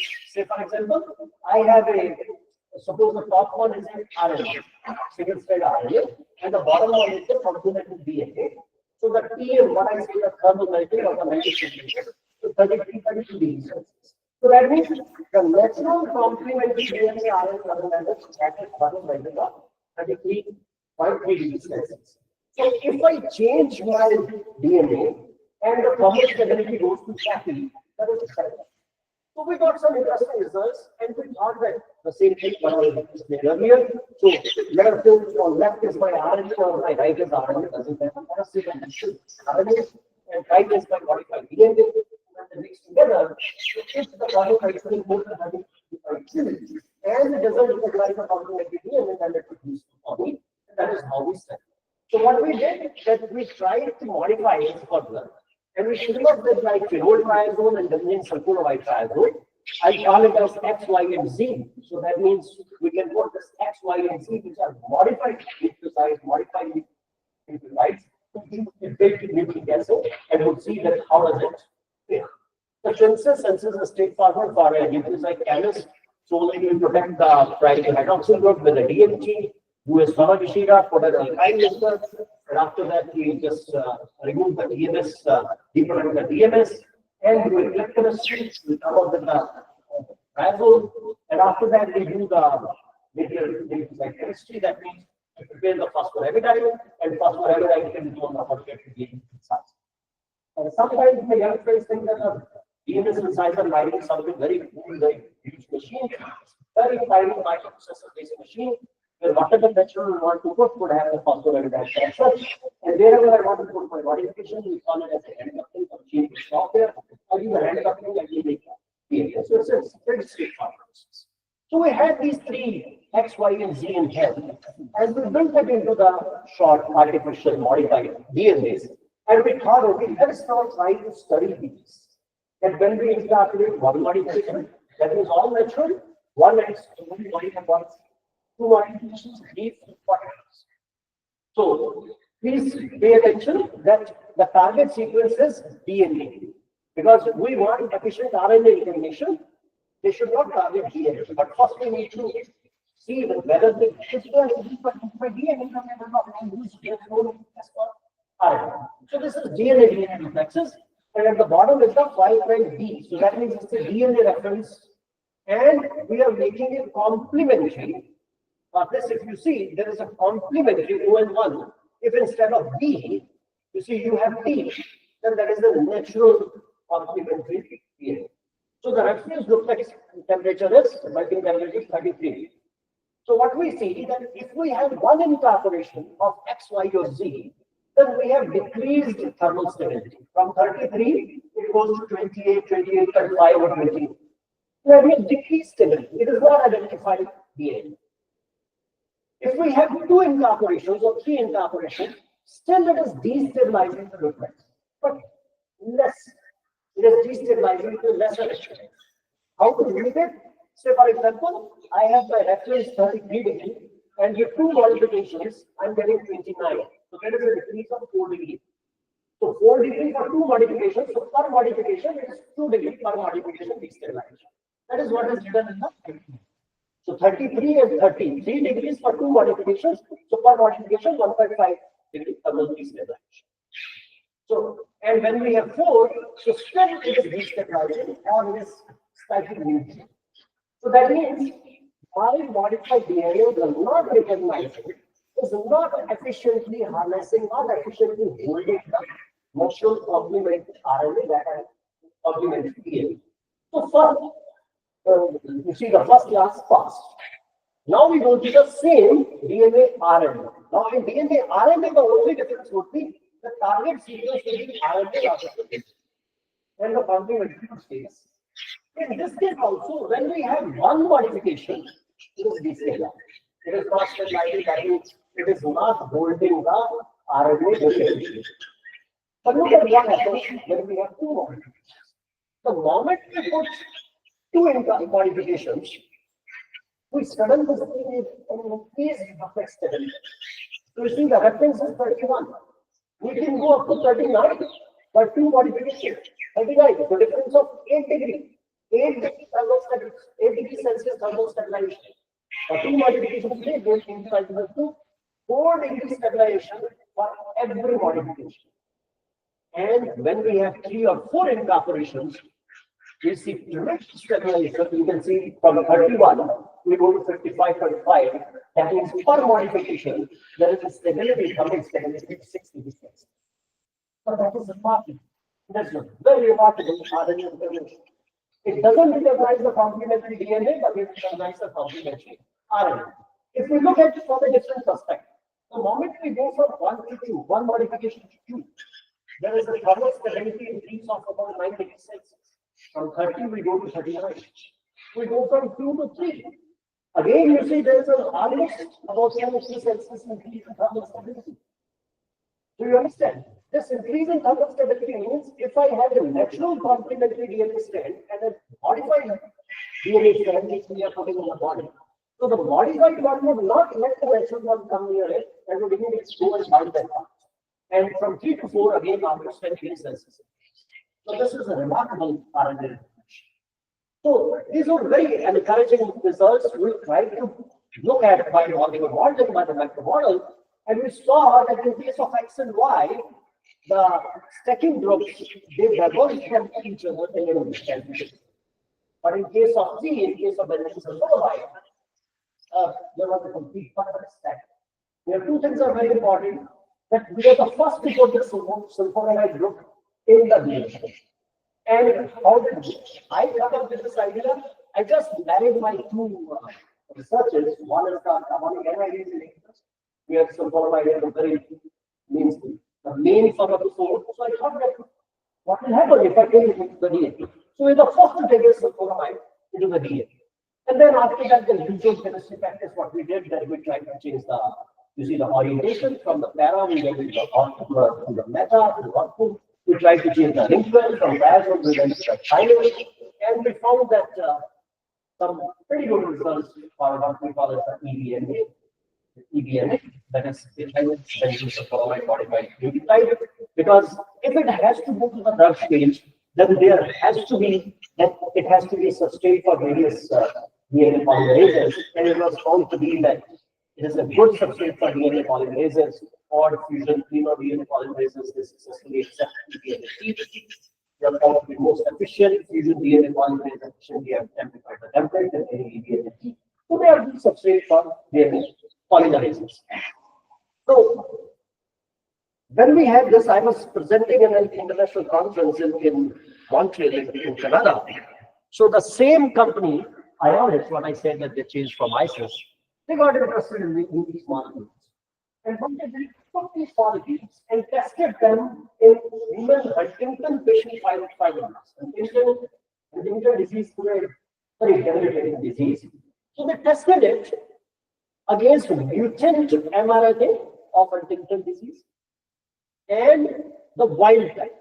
The idea is that it should not interfere with the wild type, but should target the mutant. And they found a 23-fold selectivity in targeting the mutant Huntington RNA as compared to the wild type. And it was further found to be very effective. Remarkably, this enhancement was observed in a transgenic mouse model. A single injection, both at the RNA and protein levels, explored the mouse brain with no apparent toxicity even after prolonged treatment. So this is from where we basically started in this area of this double-headed nucleosides. So now these are some very advanced areas which I would be very happy to discuss in person if somebody is interested. Now we are moving into exon skipping by nucleobase modified antisense oligonucleotides. Exon skipping, because this area opens up, like say for example, if somebody is having DMD, Duchenne muscular dystrophy, the DMD gene is one of the largest gene in the body. It has 79 exons and introns. So if there is a mutation in any of the exons, then the person by the age of 12, the person cannot live. Within 2 to 3 years, the person is in the vegetative stage. So the idea is that if we can skip that gene, that particular gene, particular exon, which is mutated in that patient, then we will get a faulty protein, but that still would have muscular functions. So that is the idea. So these are just like that. I can just skip these only if you are interested. So this is the first example of nucleobase modified exon skipping molecule. And this is a And finally, just I'll show only one slide, a few slides. This double antinucleotide, we are taking into double coding nucleotides. We are just not only us, means there are a group of scientists who are fielding with this idea that can we get the information of the DNA without unfolding it? Or can we use one nucleotide in one of the strands which can identify two nucleobases in the offering? You can say, why? That means I can have a 10-mer in one strand which can identify a 12-mer in the other. Because if we are able to do it, then we can create DNA supramolecules with specific twists and specific bends, whatever angle we reach. So this is an area which is quite hot, I would say. So this is the first double coding nucleotide, UT. Like here you can see U and then an additional T at 2' position in the sugar. It recognizes nucleobases in the base pair level in the center of a Watson tissue. So it recognizes two nucleobases on the complementary snap. So this is just some of our results. These many properties are double coded. Condensing the information in the DNA with double-headed nucleus. So we can condense the information in the DNA. And basically, you see we can say that the double coding nucleic acids we can come up with. So in summary, what I tried to tell you that we are ready to see a paradigm shift in drug design and discovery from the small molecule based drugs. We are going to the DNA, RNA based drugs. The promise of antisense technologies, it appears to be stronger now than ever. And personalized medicine, that means not that everybody is getting, say, Norflox or amoxicillin or ampicillin. Everybody can get a different medication. That is what we call as the personalized medicine. So we are pretty close to it. Rapid development of this technology offers almost unlimited speed. And the diseases which once were considered undruggable, uncurable, we have a glimmer of hope for that. And the sulfonamide and triazole in the major group, they form very DNA, RNA stable complexes, and that has been used to target the Huntington mutant Huntington patient fibroblasts. It's the first demonstration of exon skipping with the nucleus modified, and with this, a new framework for transferring nucleic acid-based molecular information, including double coding nucleic acids, can be envisioned. So in my last slide, I will just read you a quote from Francis Collins, who says, we are on the leading edge of a true revolution in medicine, one that promises to transform the traditional one-size-fits-all approach into a much more powerful strategy that considers each individual as unique. Although the scientific details to back up these broad claims are still evolving, the outline of a very paradigm shift is coming. You have to be ready to embrace this new world. So acknowledgements, Nucleic Acid Center, University of Denmark, which is almost like my second home. I used to go there every summer, at least until before this COVID. Center for Economics of Australia, CSIR from London, scores of not only what Australia. This is my latest book, which I'm showing here. So, most importantly, thank you for your attention. Thank you very much.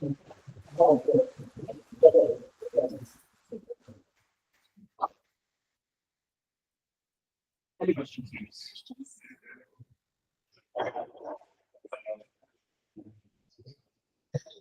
Yes, please.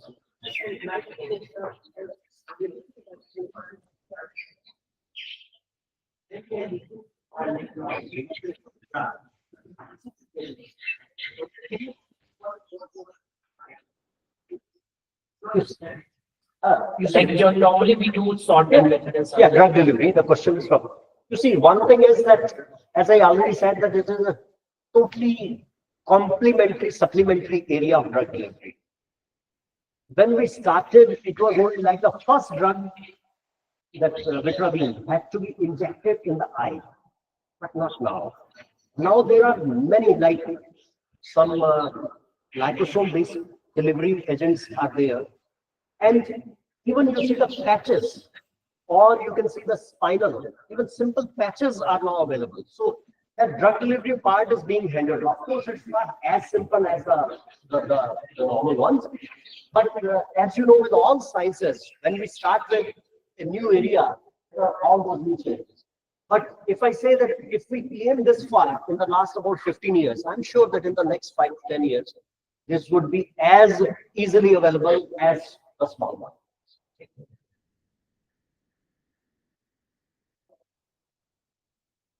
Sir, this is Dr. Rahul Deshmukh from Pharmacology. The way you expressed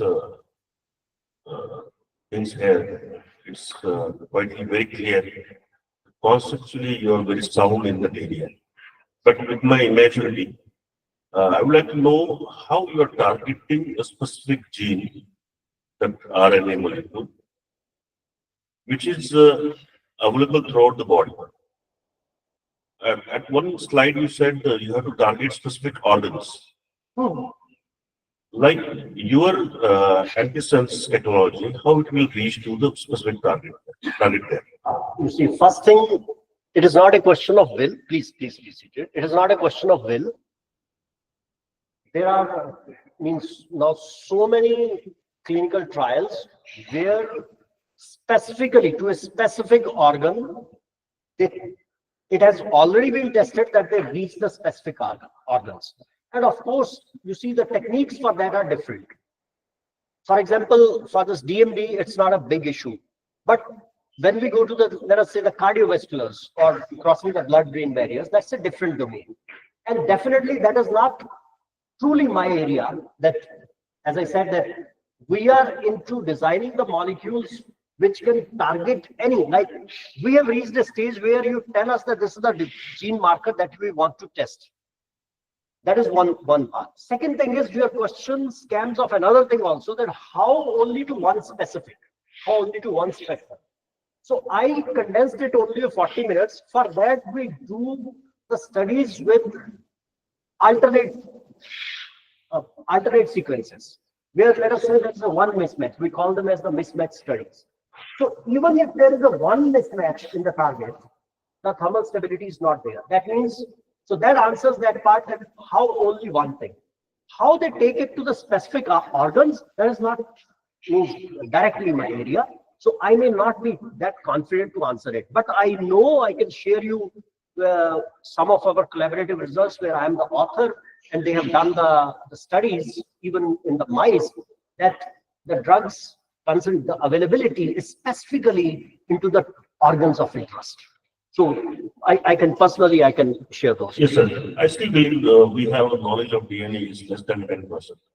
DNA is very dynamic and still lot of things to discover. How DNA behaves differently in different tissues, and the same kind of sequence, it can code for a different protein, certainly for a different organ. But the same gene is not coding anything in a particular organ. So it's dynamic and it has different controls. But like diabetes, it's not a specific organ disease, okay, where we need to target globally throughout the body. So in that case, how our imagination goes to target these kind of diseases, which are not specifically originated from a single organ. You see, first thing is I can understand the apprehensions from the scientific community as well as from the common public. But I can tell you, 2021, the first results of this, when the Spinraza and the other one targeting DMD were released, means I'm giving the answer from the practical aspects, because as I said that my area is to design molecules. There is a group in Australia at Murdoch University by the Barry Marshall, the Nobel laureate is there. They showed the results that a boy suffering from DMD who was in a vegetative state was not able to sit. After 6 months, complete like the video proof, he was able to sit inside the car on his own. He was able to walk. So the apprehensions As you said, you rightly said, we don't know more than 10%, but we have 10 FDA approved drugs, right? So that means, as we say, we know less about DNA, the same thing applies to us, that we try to fit whatever we know into everything. That how this can be, but when we are at the juncture, breaking the threshold, then definitely it takes time to reach that stage and to pass that stage. So I'm sure I still didn't answer your question directly, that how at a particular stage, at a particular organ, or the entire global part, how that distinction would be made. But I can certainly come up to you with these clinical results, which can offer you an insight if you are further interested in this. But practically, I'm saying the DMD, SMA, you see, those were diseases on which no company ever worked.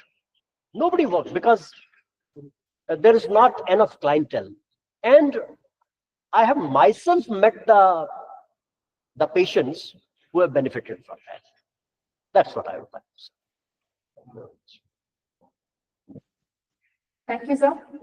Thank you so much for your thought-provoking and insightful talk. Yes, yes, sir. Within passing Department of English, sir. Department of English, sir. My question is in different direction. Right in the beginning of your talk, you refer to a few traditional techniques like Swarika, Ayurveda. What I don't understand is that there are different ways to understand human body. The ways to diagnose diseases and the way to cure. And there is credible evidence that other patterns, even yoga, has wonderful approach. Is there any possibility in near future that the approach may not be pathy-centric but cure-centric? Is there some possibility to integrate different pathies? This is my question. Wonderful question. And I can only give an idea which you can elaborate into your answer. You simply said that pure medicine rather than like give the example of yoga, which is more rather than into means yoga never creates that we can feel something, but yoga means that we can keep you fit and nothing else. That is one reason. Similarly, the Ayurveda is more prophylaxis and less treatment. But the way you said, I find something more exciting. Sometimes they look conservative or not in the mainstream. I simply threw a question to all my friends from chemistry, sciences, physics, whatever. If we believe that there is, let us say, 10% growth in Ayurvedic remedies, then simply ask your mathematician friend to calculate how many permutations would be there and how many variables are required to know the effect of each leaf, each root, each part. Right? That means they go ahead and evidence that we stayed on this level for that particular period of time. If that, how did they acquire that knowledge? Certainly not by what we go and search what it is. Certainly not by going into the lab and testing each and every plant. That means there was some other way of communicating, of doing what is treated, what is cycle of. Right? That is why I say sometimes it may get controversial, may seem controversial. But as a scientist, spending my entire lifespan, I'm convinced all those results are from simply by testing all set of thousand people. And then so definitely when it comes to integration, because less we know, more effective we are. So then there comes a competition between the different, as you see, that like the allopathy doctors would say that no, it is better Ayurveda is not. I think we make sure, I know, I think it's okay to keep shoot. But as long as we complement our thoughts, that our ultimate aim is not only to earn money profession, but as you said, to cure suffering or curing a disease, only then will be that state. And I'm confident we will reach that stage. Okay. I hope that I right now. Thank you, sir. Thank you so much. If there's any more questions, you can take it. I mean, you can talk to sir during the tea session. So we are ending up here. Due to paucity of time, we are ending up here, and yeah. So thank you so much, sir. It's time to facilitate our plenary speaker. I invite Pro Vice Chancellor, sir, and the other dignitaries, Professor Anjana Ma'am, Director Research, and other dignitaries to join us in felicitating Professor Pawan K. Sharma.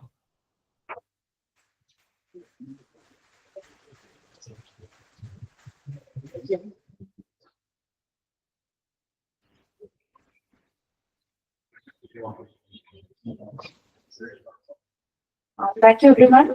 We break for tea within 15 minutes. I request you all to assemble back. But before we break, please rise for the national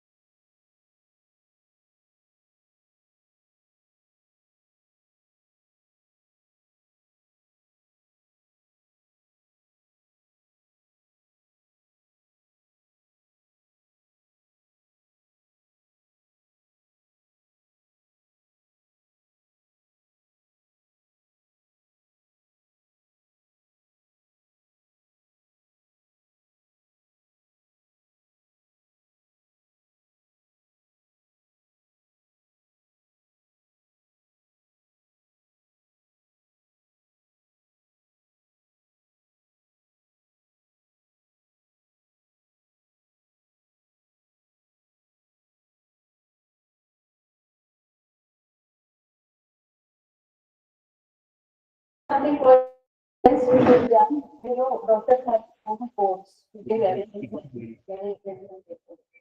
So it's meant a lot of traveling and also looking in the codes. So this tele evidence for the so which has now been adopted by the government. Now this has e-codes. And those e-codes are now soliciting evidence to technology.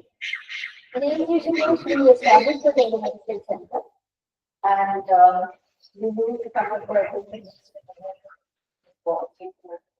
soundproof. And this is the regional resource center which came up there. This is the Lala Shastri National Academy, which is the academy where I was and they have set up a telemedicine center, set up a government hospital, and we also doing telemedicine.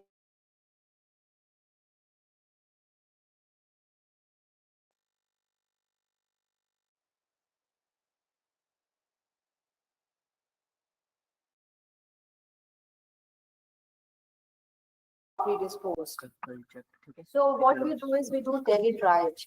We get a call from there because everybody nowadays has a telephone, and on this phone call, then one triages the patients over there, and then you pick up patients which have best chances of survival, and the ones who need to be picked up much faster than others. So for them, we use other technologies.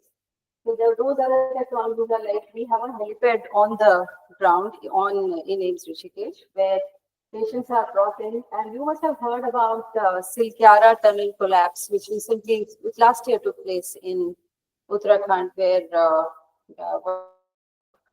40 laborers were trapped inside, and they were kept alive for about 30 days. And when they came out, they were brought to AIIMS Rishikesh in this big helicopter, which is called Chinook's helicopter. And, all of them were okay, but they underwent examination, and many of them had some psychological problems, but one of them turned out to have a heart disease, a congenital heart disease, which was unrelated to this particular incident, but it was treated. And these patients then became all right. And now recently there's a book which has come out on this Silkyara tunnel rescue operation, which happened. So this is post-rescue teleconsultation also, which was done with these patients. And they were reporting whatever problems they had. Then we have a community wellness van, which also can be started over here. I don't know whether we have it in Punjab, these community wellness vans, which can be tele-enabled, in which consultations can be given to the patients which are seen.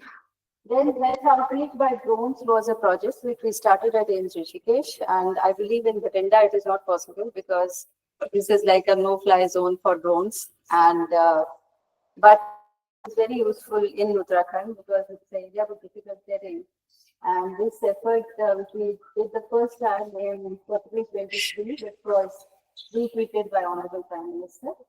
And so we are actually supplying drugs by drones. The first was about distributing anti-tuberculosis drugs to patients who are located in different locations.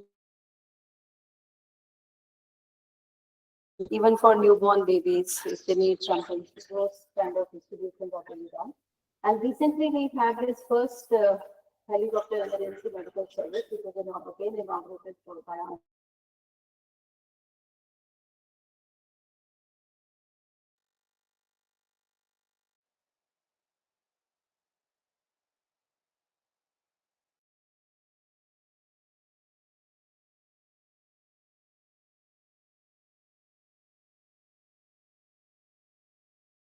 is actually fitted with all the life-saving equipment. This has a defibrillator, it has a ventilator, and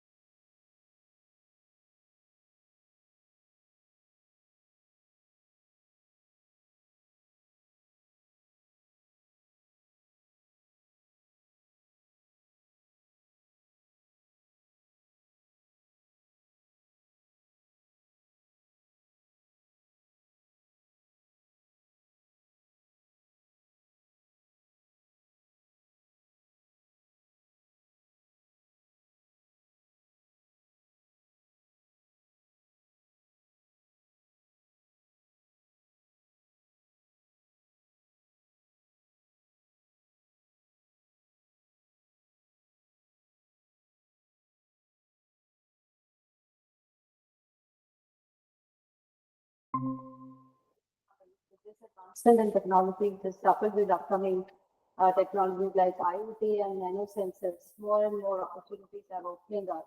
With high-speed networks, remote diagnosis and surgeries can penetrate to masses across robotic surgery. Robotics can be used for performing surgery from a distance. As we know, a robot actually performed surgery in Paris while the surgeon was actually in US. And that is with remote control, like you play video games. I think you can do surgery in a remote area, and that is a technique which is now available everywhere. I was just reading it that robotic anti-obesity surgery is taking place in Punjab and many other places. So augmented reality is another thing which is being used in healthcare, and with artificial intelligence is being used to make a diagnosis. Virtual reality is a virtual world that may require a headset to completely replace a user's surrounding view with a simulated immersive and interactive virtual environment. And this is our Airbus heli ambulance which is there. With that, I think, thank you, thank you all of you.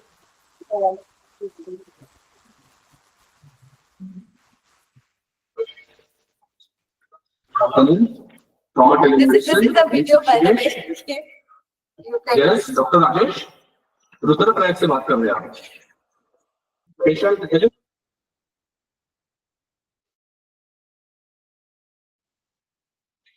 Injury ठीक है और कोई injury sustained है okay scale laceration से bleeding हो रही है ठीक है तो उसके लिए कोई अपने ट्रीटमेंट करिए ठीक है bandaging done bleeding stop very good आप एडवाइस करूंगा कि सी स्पाइन रिस्ट्रिक्ट करके भेजिए ताकि हेली में असुविधा ना हो साइन एंड सिम्टम्स बता सकते हैं heart rate 95 respiratory rate 18 blood pressure okay 130/85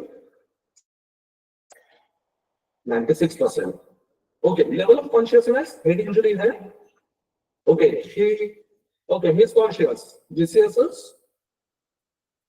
14/15 okay thank you बस 15 मिनट में यहाँ से मैं टीम को एक्टिवेट करके आपको इमीडिएटली इन्फॉर्म कर दूंगा sure thank you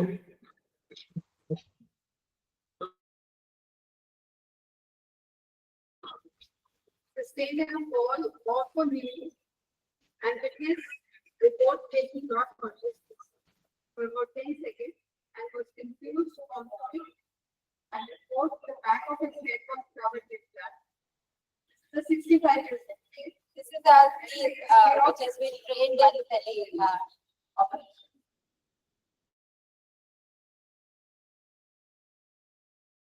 OT facility. Akhilesh, you please see the documents are ready to receive the patients. Shashi, he and Madam will take the patient along. Will go and get the patient. Will be placed here on the laptop.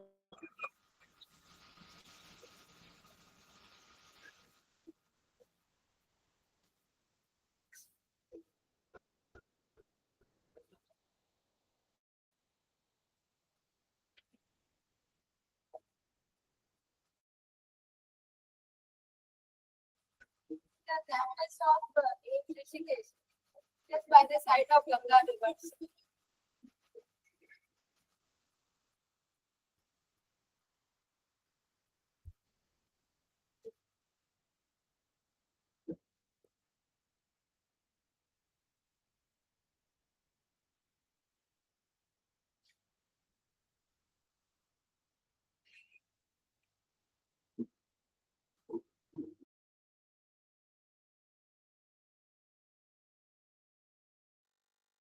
There's a possibility of that.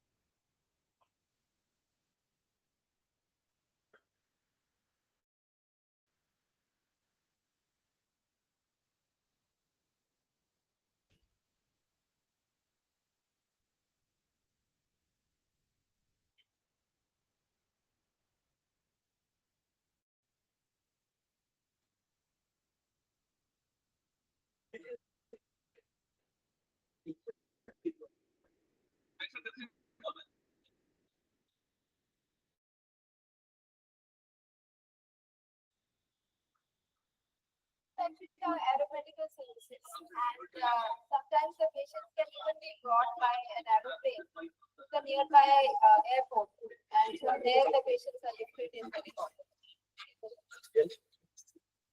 Drones and helicopters and all these form aeromedical services.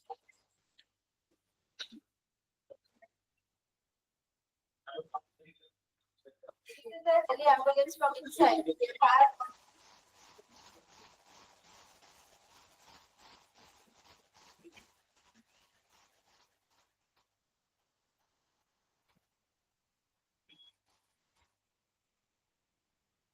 How the patients will come to the trauma center.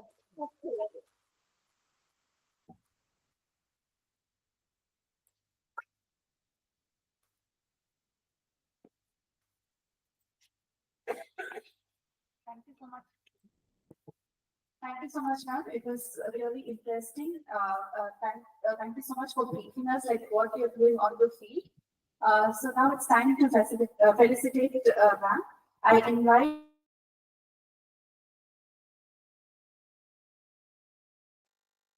his director, Professor Monish. And Professor Sajeev Thakur, DSW, please.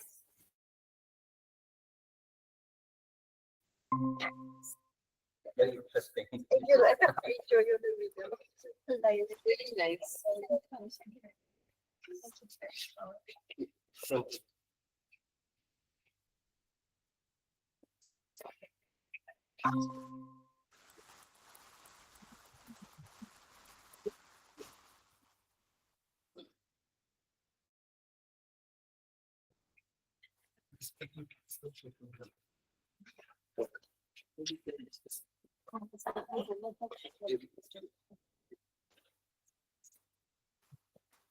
Over to Dr. Bajaj.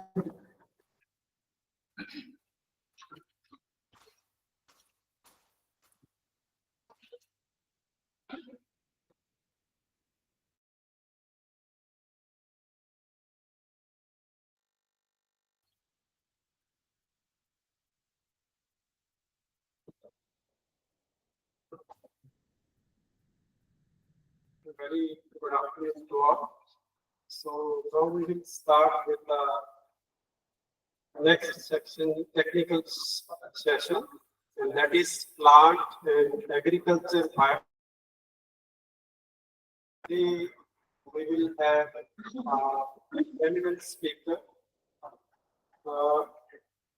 Dr. Kashmir Singh, Professor, Department of Biotechnology, Punjab University, Chandigarh.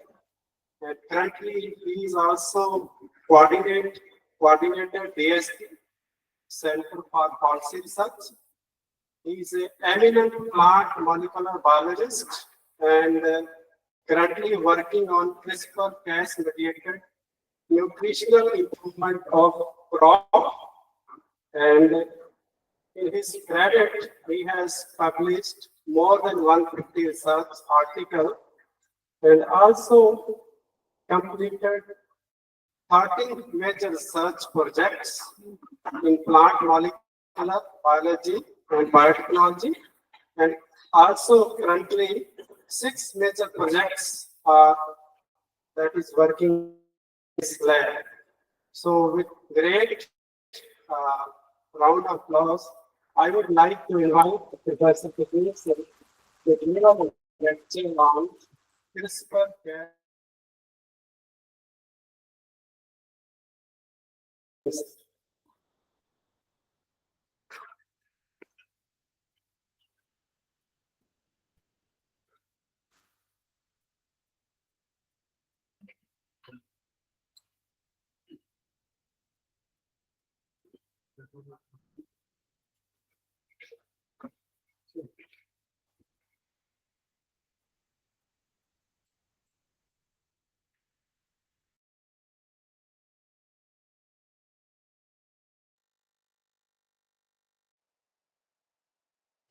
Valinder for a brief introduction. and to Central University of Punjab, the Vice Chancellor, Sanjeev sir, and all the faculty members, most of them they are very dear to me, and all the students who are late. Although the session is running quite late, but I guess you all will have patience to listen to my lecture and also the upcoming lectures after this. So I will teach about, talk about teachers who normally teach. I will talk about genome editing technologies and their applications in crop improvement. Like Madam has talked, what is the new things going on in healthcare? So genome editing in plants is not the new thing, but it's the currently most looked after technique that is going on in plant sciences and even in animal sciences also. So I will tell what we are doing in our lab using this gene editing technology and also give you a slide overview of that.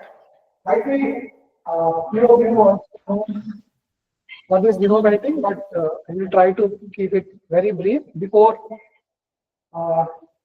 taking up my research in my lab. So basically, genome editing is the precise editing or cutting and joining of the DNA molecule, and it is not a new thing. It's going on from 2 decades, but now it has been done with more precision. So earlier we had reference gene finger nucleases and addons, and now the third generation is the CRISPR-Cas. So basically, you have a DNA binding and then a cleavage domain should be present in the protein that it can bind to DNA and cut the DNA at a desired place.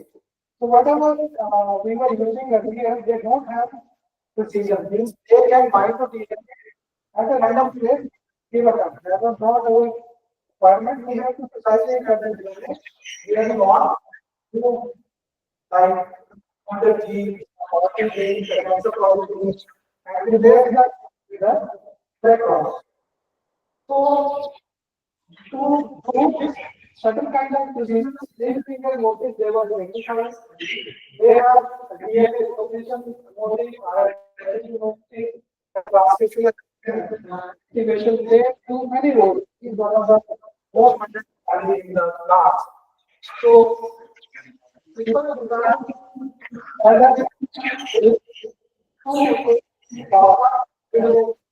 nucleus that cut the DNA and the binding. So this was the first generation editing services that was done. But this that cleavage domain has those sequence specifically and only function is having that two compounds they were required to bind to two strands of DNA. So two need to be made and they each think about specific of the code base. So you can look at all the code bases at the time. So to increase the specificity, we increase the number of proteins in this. So you have two cases, then you have 8 base, then 12, 16, 24. So we can add any as many as that to make it 24 with that was specific. So we have to divide this diagram. And they can do anything by selection, deletion, correction, by using non-homologous analytic and homology corrected repair. So this was the mechanism that was used by us. Then comes the second generation, everything goes around of metafans. So they have DNA binding domain and DNA cleavage. Binding domain must take protein basic long specific, and then this cleavage domain was again common in the that was using that. So it has specific of 30 to 40 bases. The other acid is to make it on basis. By using that, we have 30 to 40 base pairs specific and phosphorus beam to the DNA. Okay. So these were only the protein engineering was very fast. They used for target only high performance and has to make simultaneous handling.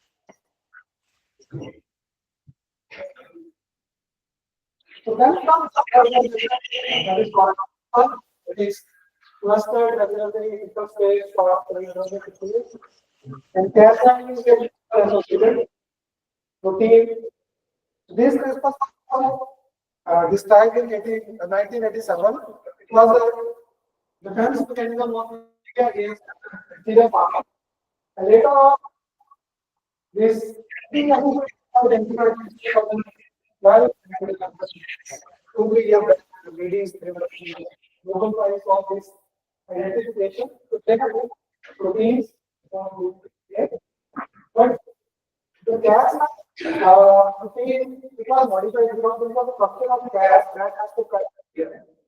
So we have 3 different gas that was there. So we can do the first one, we can delete the DS, understand, we can record in the second slide, as 840. So we can all this gas you can cover. Yes, you can do it. And now we that so where the gas can bind to the DNA, but it will not make it. So we first one in my opening slide. So we have different gas elements also. Gas line, gas line, gas line. There is a website called Engine. You can go there and they sell vectors and stuff related to know. So basically what happens, you design a vector that has your target region, identity, then you have where on your target you will want to cut and there should be a gram region that will be by the gas bind there, either bind to the vessel alignment and you will have targeted like this. So after the study, DNA pairs start working, and you have variations in the deletions. You have insertion also deletion also. This is a natural process after the second. Okay. So for this you need a guide on the S9. Okay, the guide on will bind to your journey when you come to the you will guide the S9 where to make the cut. That's why it is called guide. Okay. Then you can also do multi-testing. You can add multiple guide RNAs in one vector and cut number of genes simultaneously. Okay. So people have 5, 6, 7 different guide RNAs and maintain it. Now, why is technology both common and common here nowadays? Because they are seen as well. They come under SDN1 and SDN2 currently because we don't have any inserted gene inside the host. Gene नहीं बन रहा है. We can do some other kind of thing. So this highly so this is just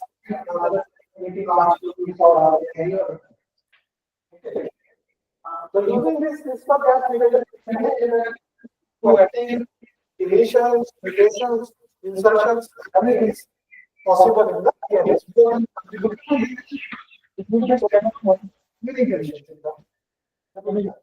So you can actually totally different DNA. You have one the both will work and we have the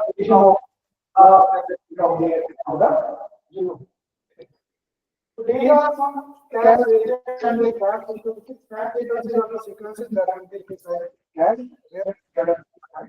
These are very important. That is first otherwise it can get any okay. So what makes this idea of technology has high differentiates everything. It can be done in vivo, ex vivo, we can use cell culture, we can use tissues, anything can be used. Okay. which is very simple because you have to lay down some binary and some cut and paste the things, or if you are the combination specific vectors, you can use that one also. So ability to organize time, you can edit multiple lines and you can do multiple using one vector. So recently many papers they are coming up. This was the two methods that was a different episode of everything then then philosophy for distance against spectacle line, then Mala choice and Nahi developed farming yes, principal class technology and now this another gender trials normally 3 years market. Then we also do some work in our lab. So these are that was before over there. Now we are getting in plastic with grades in our lab. So I will tell you what we are doing in our lab.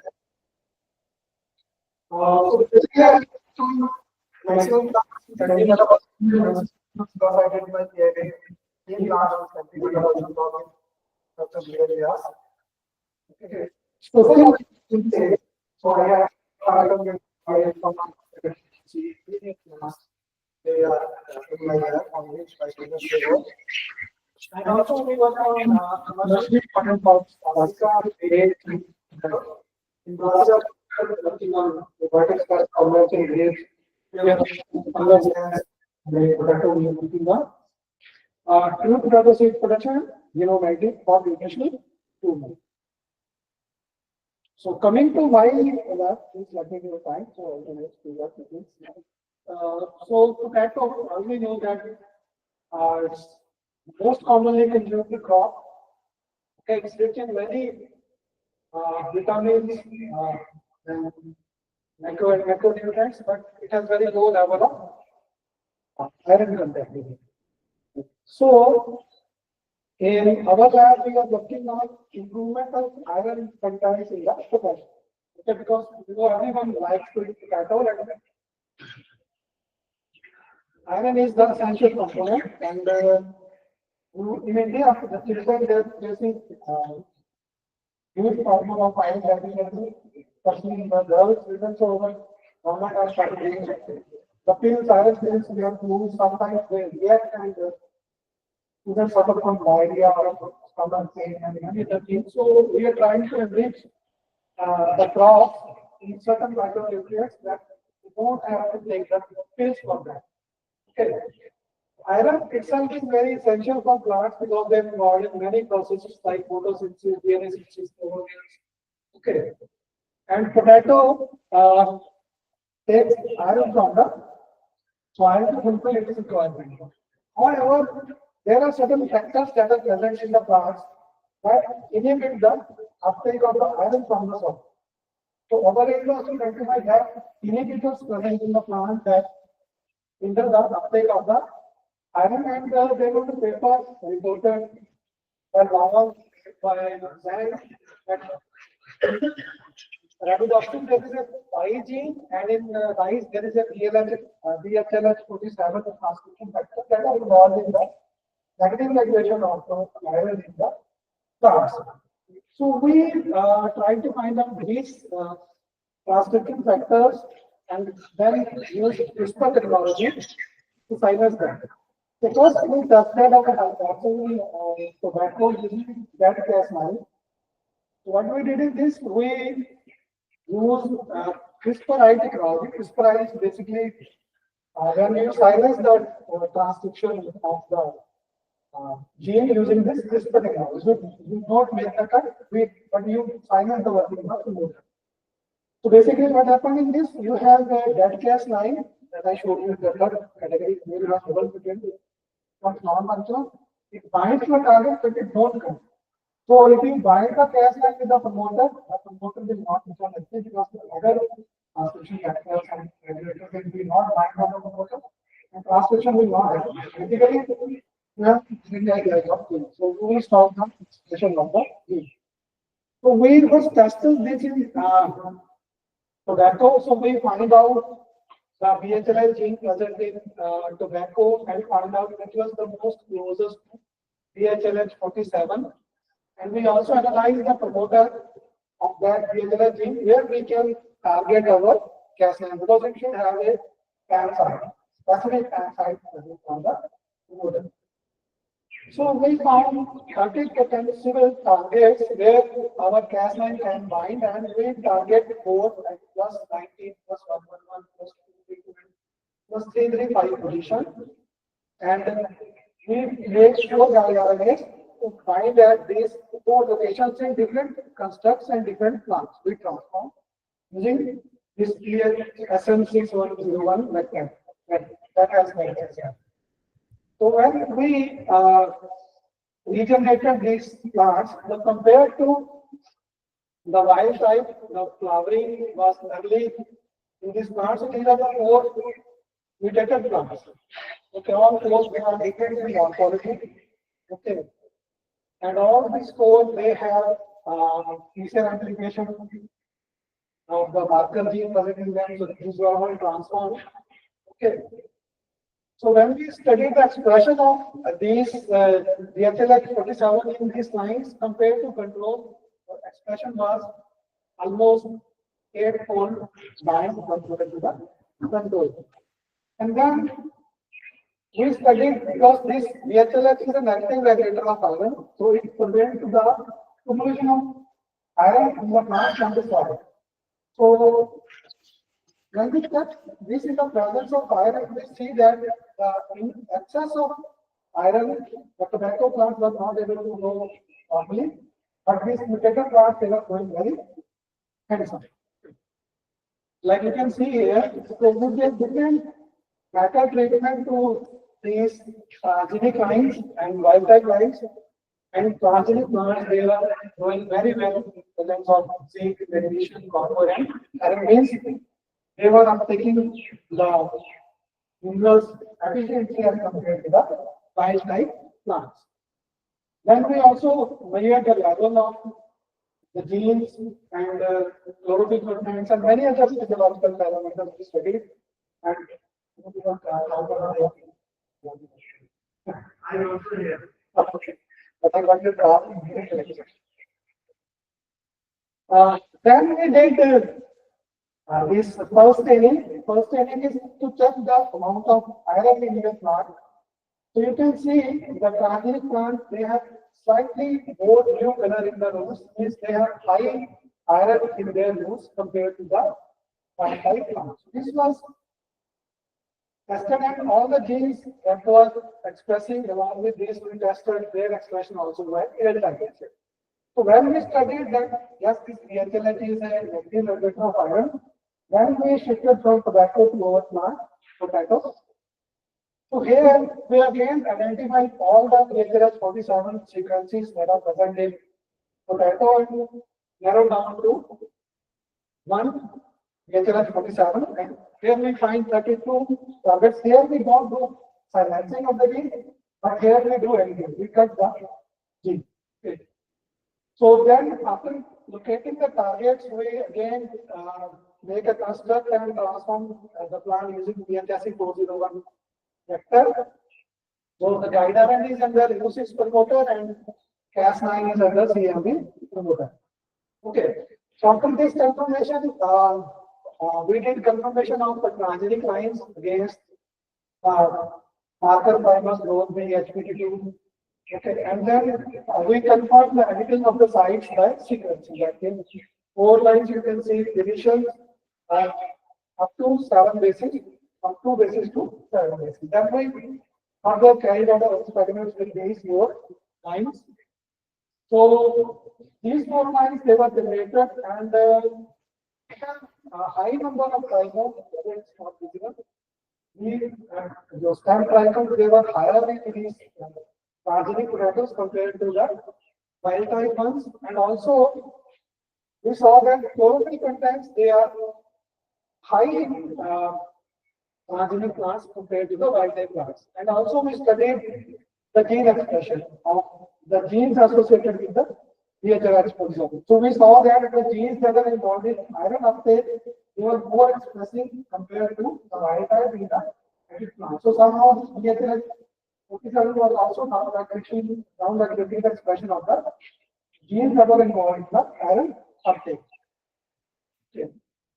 So this is again the gene expression analysis in different parts of the plant in the presence or absence of iron.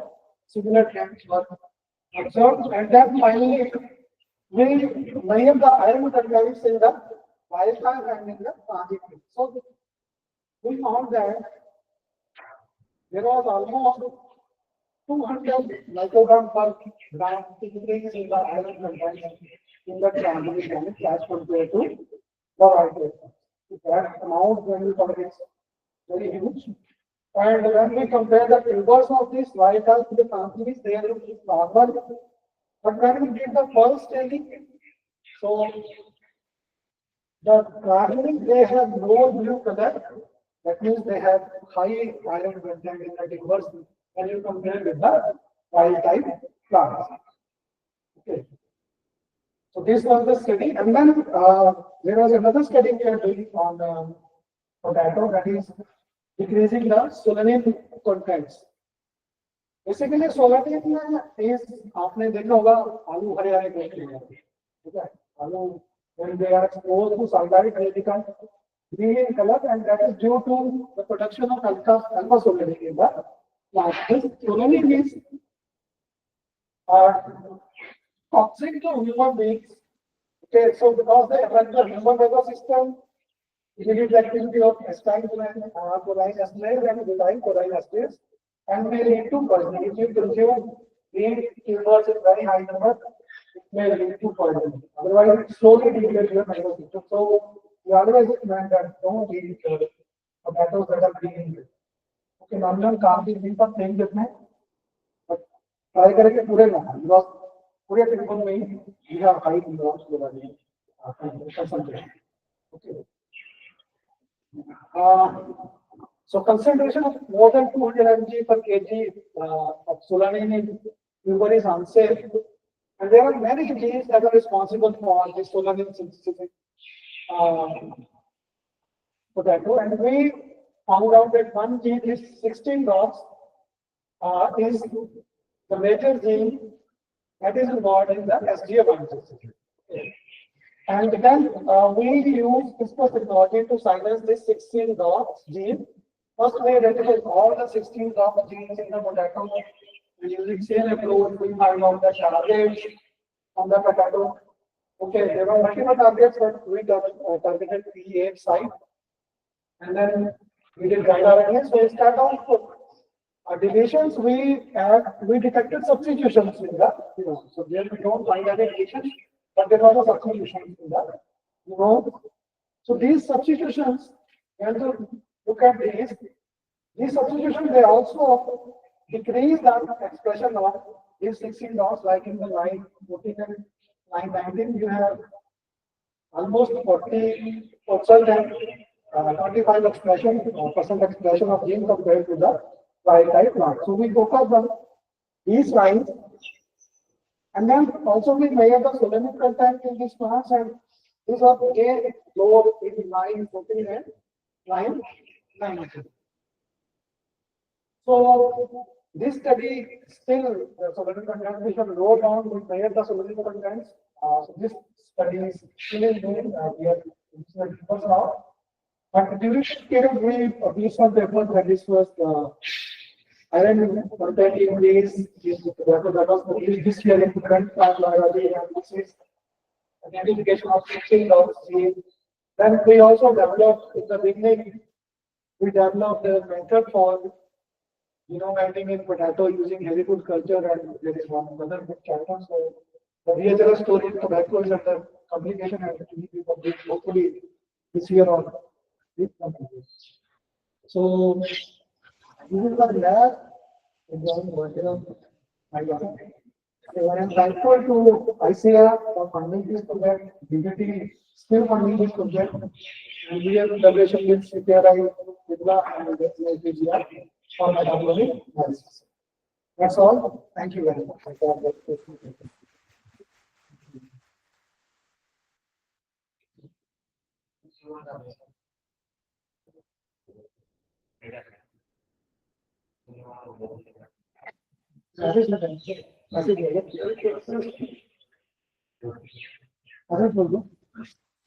So thank you, Mr. Technique, for such a wonderful talk. It's always great to watch you discussing science. It's not first time, but I've been listening your talk many times. And if you has got any question, you can. I have one question, sir.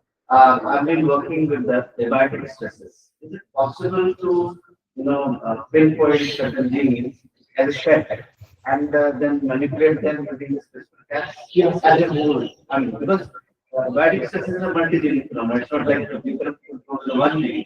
So if I select like 4 or 5 genes, can we trigger or can we manipulate at one time and create a transgene like that? Yes, Is it possible? that's what we are doing in Vasana. In this other time, I will tell you Vasana story. So we have again, they have identified a transcription factor and maybe that is involved in biotic and abiotic stress. So we have particularly done that for abiotic stress, and these transcription factors, they control the cascade of genes. So when you interplay with these microRNAs, sorry, with the microRNAs and by these, so you have regulation, regulation of multiple genes. This happens like abiotic stress and biotic stress, they are multigenic things, and several pathways are available. So independently, you can target one pathway at a time, but with when multiplexing approach, you can target all the pathways together. I'll get in touch with you and maybe you will back. Yeah, sure.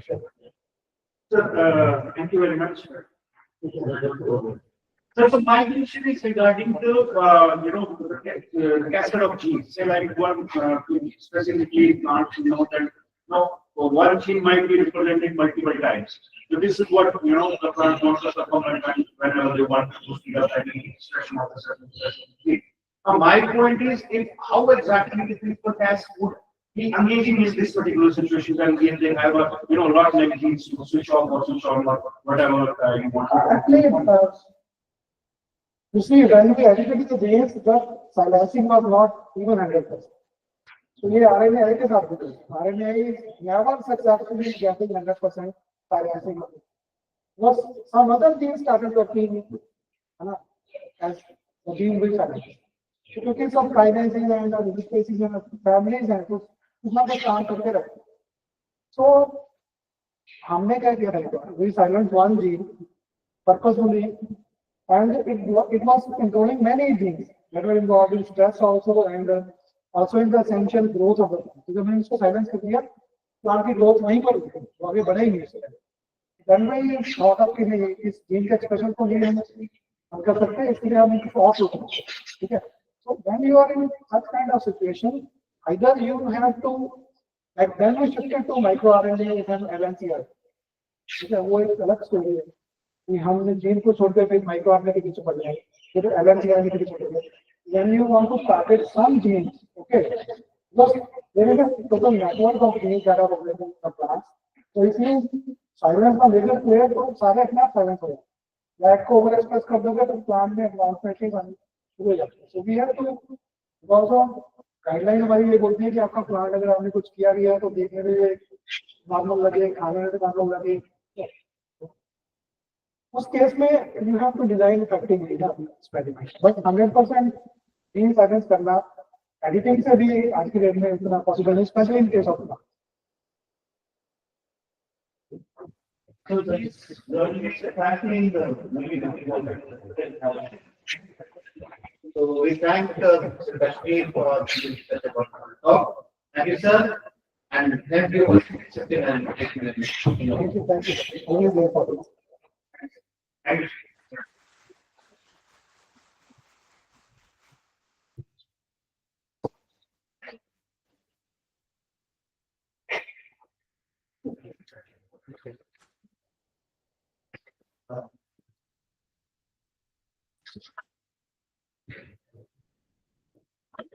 Thank you so much, sir. And now we have the next eminent speaker, Dr. Dheeraj Vyas, and he is currently Senior Principal Scientist and Head of the Division of Plant Science and Agrobiotechnology at CSIR in Indian Institute of Integrative Medicine. He has completed his PhD from IHBT Palampur and also worked as postdoc in University of Florida. And his achievement is he was the first time proved the decisive role of redox hemostasis during glucosinolate metabolism. And he has completed several research projects that is more than 15 crores. And he has also handled projects sponsored by the industry. And he has also guided many PhD students and also published more than 60 research articles in reputed journal. So with big round of applause, I would like to invite Dr. Dheeraj Vyas. Thank you, Dr. Baljinder, and I first of all thank the organizers for inviting me to this conference. The task is very difficult for me because it is like international conference is always like a marriage. So it starts with a talk show, you have Devala and everything, and my talk is at the end when we are going everybody's balanced. And then you ask me to there because if you go, there is only empty chairs, so I go. And all the faculty members who are still here, they are all my good friends. Kashmir is my also, I know now, and Pankaj is here, there's all I know. So it's very difficult for me, but I will try to here 3 minutes. I will try to wrap up so that you can enjoy the ride of the design. Okay. Now, yeah, language of plants. So the topic is language of plants. The only issue is that you all understand communication, but we communicate in a language. So that is the main aspect of my talk. I wanted to give this talk in a manner in which maybe it might some of the students to take up this field of chemical ecology. And that's the way we work on. Yeah. So at CSI I did my PhD in 2003 from IHBT Palampur, and then I joined CSI and there we work on secondary metabolism that Professor Kashmir also talked about. So there are 3 types of mainly compounds in the plants, which are primary metabolites, secondary metabolites, secondary metabolites are generally used for the interactions, the environmental interactions. So we work on that area, which it covers all the focused chemical ecology, plant adaptation, and nutrition. So my first slides, I want to tell you about what is the complexity of the language. Because when we talk about the language, we all are able to understand it because we all know English. अगर मैं यही बात पंजाबी में बोलूं, हो सकता है 2-4 आदमी से ना समझ और यही बात मैं तमिल में बोलूं तो शायद एक भी समझ. So the complexity of language is very, very important. It is important because how to structure a language. So language has to be communicated. Because we should be able to communicate with each other. If we are not able to communicate with each other, that is no point of that language. It has to be arbitrary in nature. It has to be but structured. It cannot be like the words cannot make some meaning. So when it is structured, it has to convey some meaning. That is the arbitrary nature and the structure. It has to be generative and dynamic. You cannot have the same. There is always an evolutionary process of it is going on and on and on. There are new words coming up, new meanings, newer things going on. So that is the complexity of the language. So how this complexity of the language? So the language obviously has to communicate. Am I right? So that is the primary thing. So I can also communicate through sound and signs. Because if I say like this, come here, so I can just call you like this. This is my sign. Or I can make a sign, something like that. Or we all know that when a dog is barking, there is a communication going on. But then, how do plants communicate? How? Because plants are socialized, we don't understand their language, we don't know how they behave, we don't know what is going on. We only know plants are socialized. So that is the complexity of the language in plants, which is very, very important. And we, CSI, and also, and many other laboratories are working on these areas to understand this. So it started with this famous gentleman, Arthur Condor. I hope some of you know about Arthur Condor. Do you have any idea about Condor? The man who made evidence of the DNA polymerase. So think on that. So he said that there is always he described it as lingua franca. So he told that chemistry is the lingua franca of the medical and biological sciences. So that what does that mean? Lingua franca is basically the language. So chemistry is the language of biology. So that is what he said. And there is always, there are two sides of the brain. There is a right side of the brain which is more of the biological brain, and there is a left side of the brain which is more of the analytical side of the brain. So there is always a blend going on between the chemist and the biologist, that who is the better. But let me kindly tell you that in plants also, as Professor Krishna said, the secondary metabolites play a very important role, and those chemicals and the other metabolites also have the role in communications. And like in language, when I'm talking, I'm making these sentences of the words by 26 alphabets. So I can communicate with you with 26 alphabets. But then I have also this movements. Okay? And you are able to, understand all of those. So, but if you see the plants has to communicate with humans, microbes, plant to plants, everywhere they have to communicate. So what is the words or the alphabets that are required? So these alphabets are nothing but the chemistry molecules. So this is the molecular diversity. So I am just telling you that if I can communicate with you with 26 alphabets, just think about it. So this is a calculator of the compounds that are evolving. The older one, but if you see on 26th or 23rd July at 5:17 p.m., these were the substances that were listed in chemical abstracts counter. But if you see, after 4 minutes, the compounds increased drastically. So you can see that how fast or how much of the complexity and the diversity of this chemistry compounds. So if you can see that 26 alphabets we can communicate. So these number of compounds, they might be able to communicate in a better way or in a very precise way. So we have to just understand that.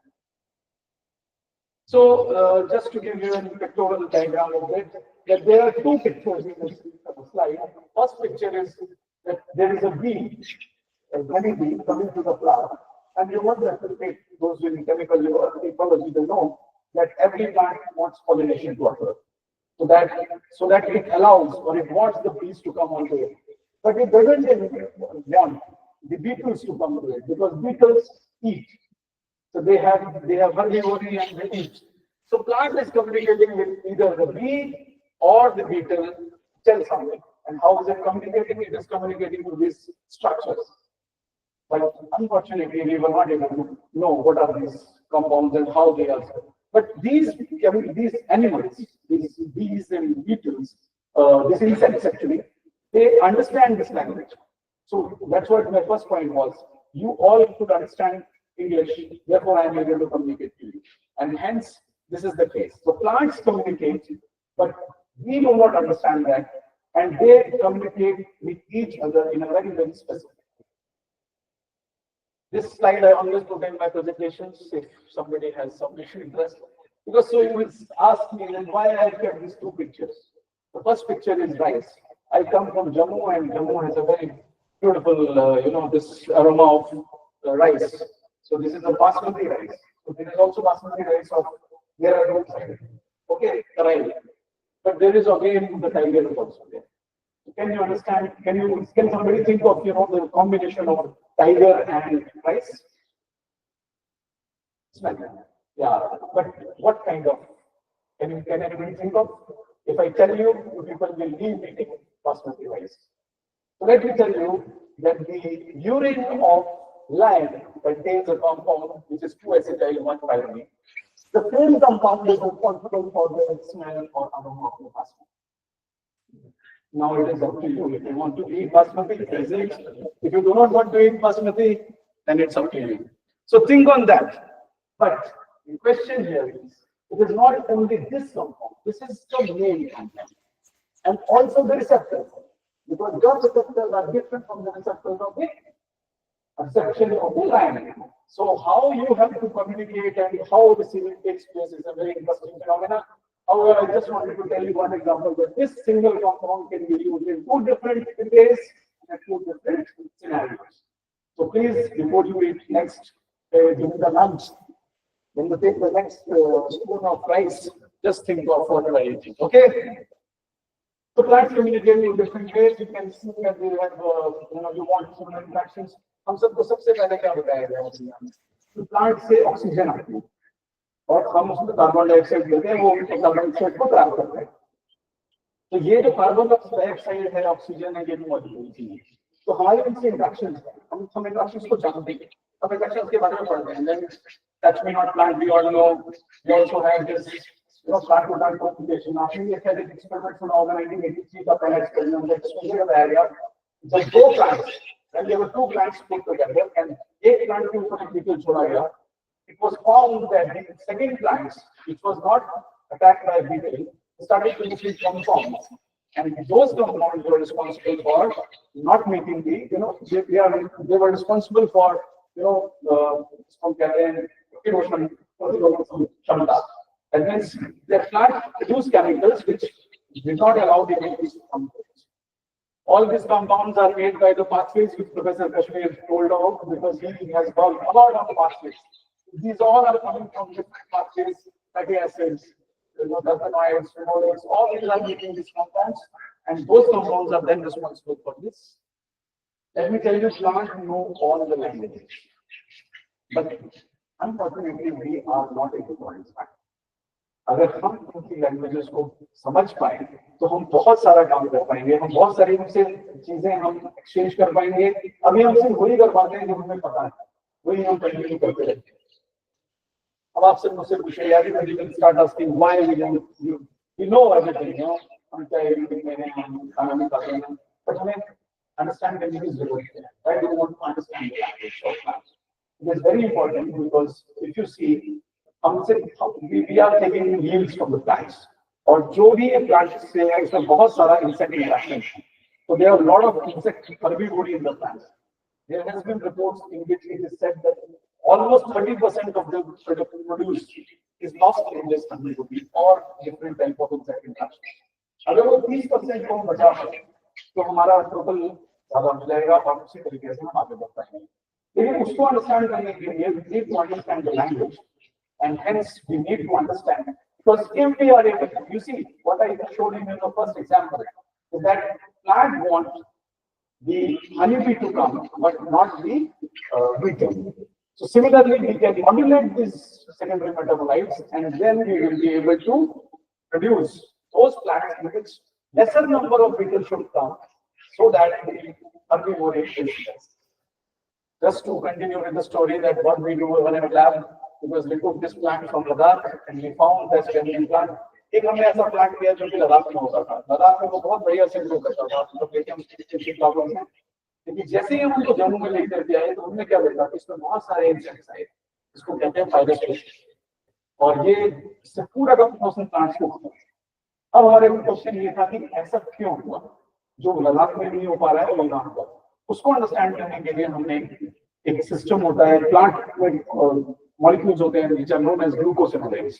Glucosinolates are nitrogen compounds which are present in family Raceaceae, and that is why you eat broccoli more than cauliflower, because broccoli is at 400 rupees kg, and everybody wants to eat the broccoli because broccoli contains glucosinolates, and those glucosinolates are anti-cancers.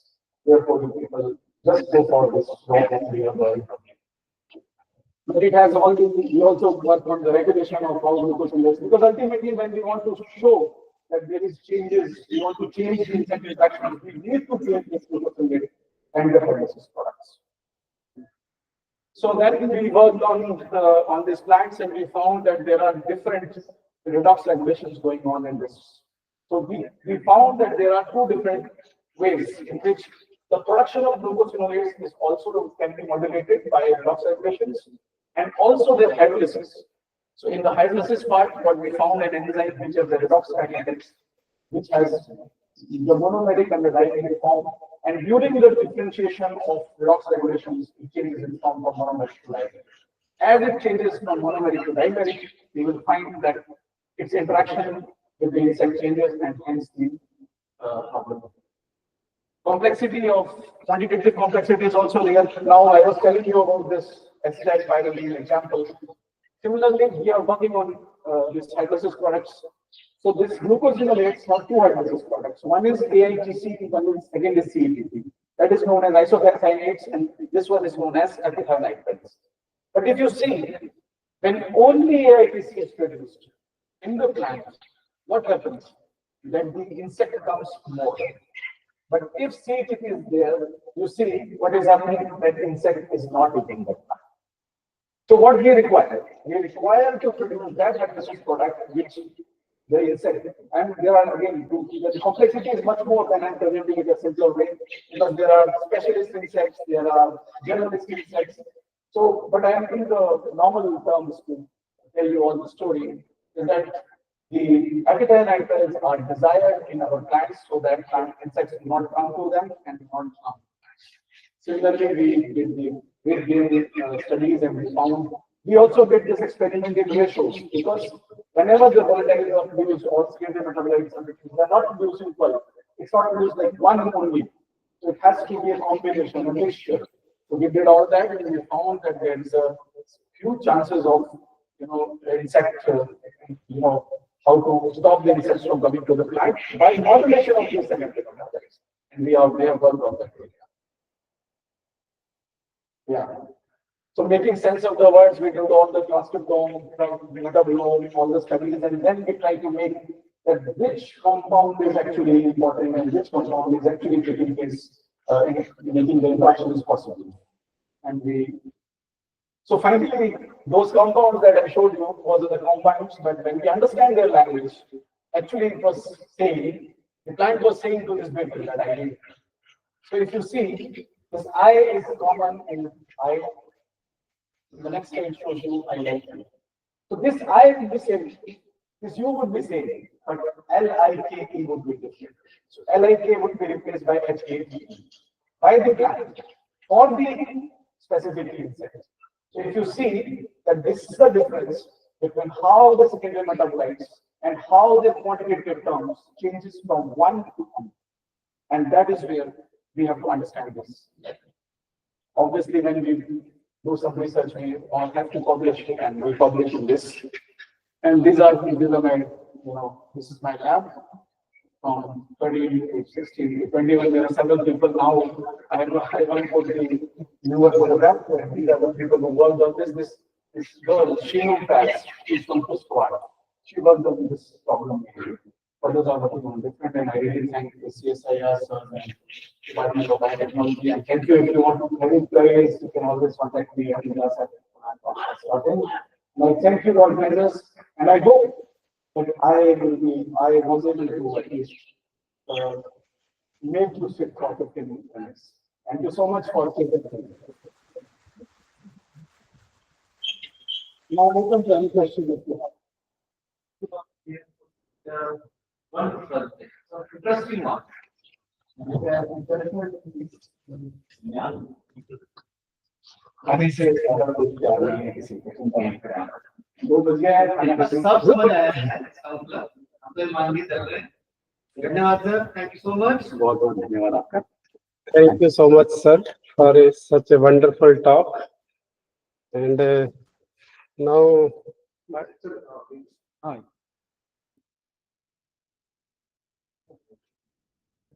I would like to invite Professor Sanjeev Thakur, Professor Vinod Pathania, and Professor Yoga Lakshmi, madam.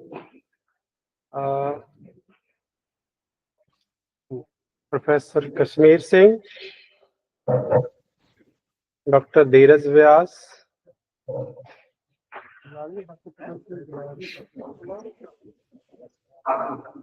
so please, sir, for facilitation, please.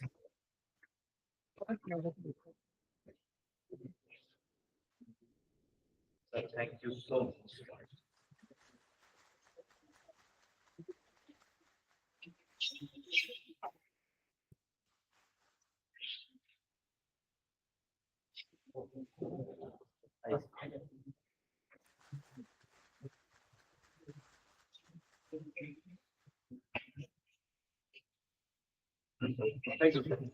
Thank you so much. So,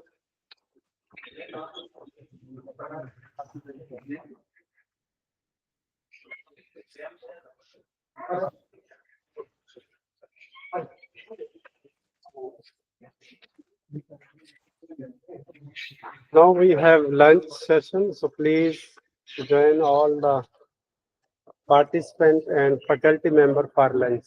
Thank you so much.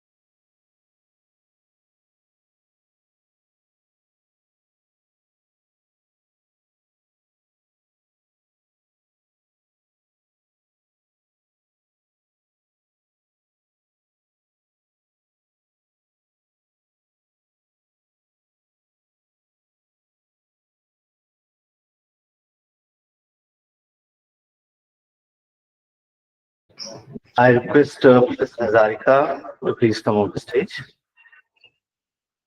Dr. Sunil Singh, Dr. Achila to please come on the stage.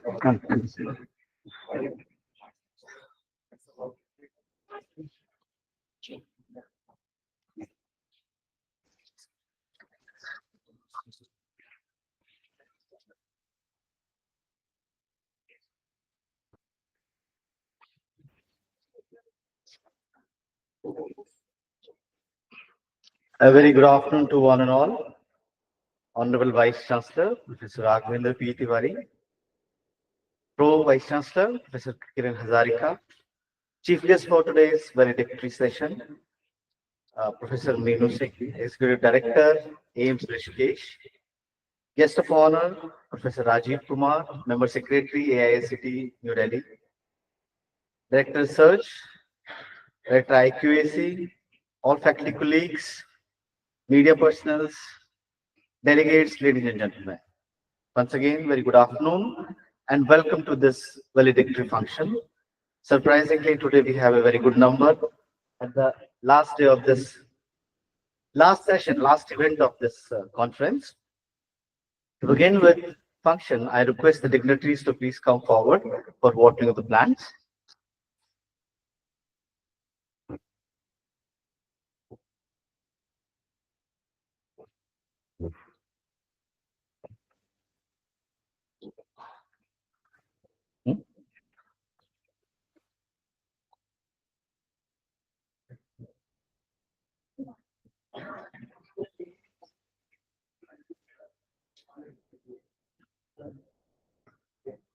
This trio is called as Triveni.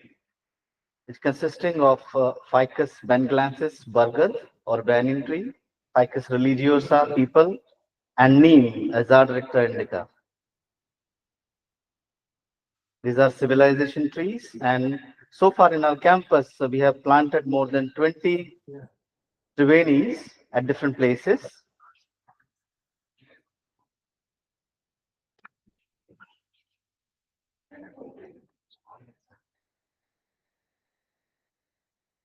Now, I request convener of this event, co-convener of this event, Dr. Sunil Singh, to please come forward and present the brief report of the conference.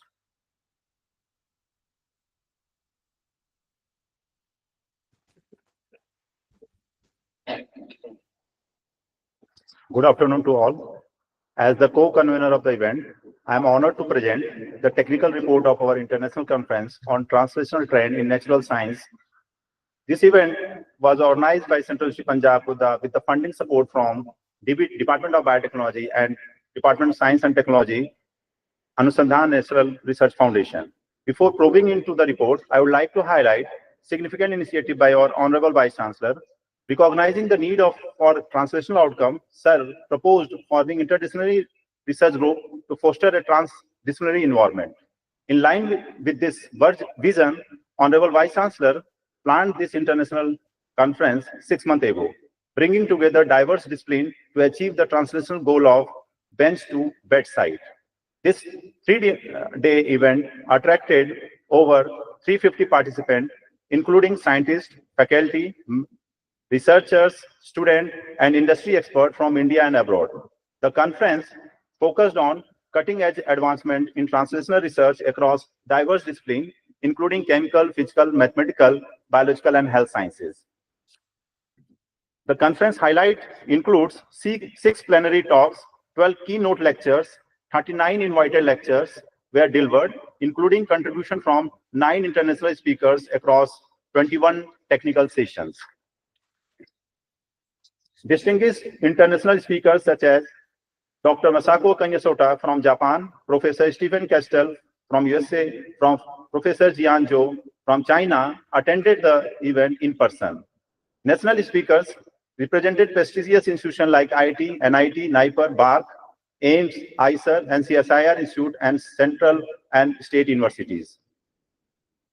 The event attracted 276 participants from various parts of India and abroad. Over 230 abstracts were received, including submission from international contributors such as Taiwan and Italy. We have 7 abstracts were submitted in the young scientist category. And in the biological and health sciences category, we have 32 oral presentation and 76 poster presentations. In physical material and the mathematical sciences category, we have 14 oral, 25 poster presentations. In chemical sciences, we have 18 oral and 57 poster presentations. 3 parallel sessions were conducted efficiently across multiple venues categories like biological and health sciences, physical, material and mathematical sciences, and chemical sciences. The event started with the inaugural ceremony, began with the lighting of the lamp, and the release of the abstract book by our patron, Honorable Vice Chancellor, and other esteemed guests. The chief guest, Professor Rakesh Kumar Misra, sir, from Director, Tata Institute for Genetics and Society, and guest of honor, Professor Bhushan Patwardhan, Professor Anil Kumar Tripathi, and Professor Jairu Singh, graced the occasion alongside 3 international speakers. Professor Vinod Pathania, program convener, warmly welcomed the participant and shared the inspiring message from dignitaries, including the Honorable Governor of Punjab, Honorable Education Minister of India, Honorable Minister of Science and Technology. The plenary and technical session, the day 1, the 2 plenary session, 9 technical session explored topics such as organic and medicinal chemistry, natural product-based therapeutics, microbial and medical biotechnology, omics technology in diagnosis and therapeutics. The day concluded with the vibrant cultural program showcasing performance with various states celebrating India's cultural diversity. The day 2, the 2 plenary session and 9 technical sessions covered key themes including sustainable chemistry, mathematical modeling, quantum technology, and regenerative medicine. Notable lectures including a discussion on the ancient Indian education system by our Honorable Vice Chancellor and thought-provoking talk by Swami Atma Priyananda, Pro-Chancellor, the Ramakrishna Mission Vivekanand Educational and Research Institute, West Bengal, on the interface of science, philosophy, and spirituality.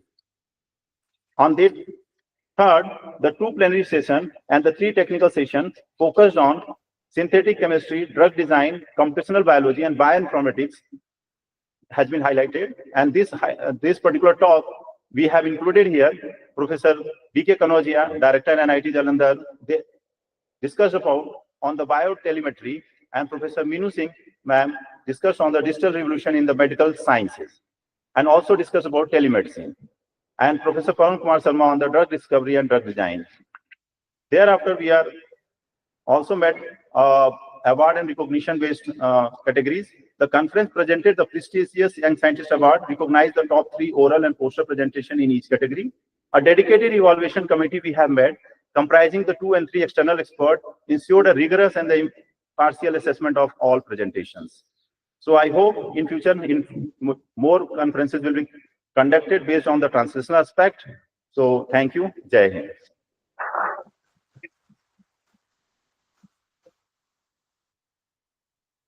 Thank you, Dr. Sunil. It's an honor for me to introduce to our chief guest.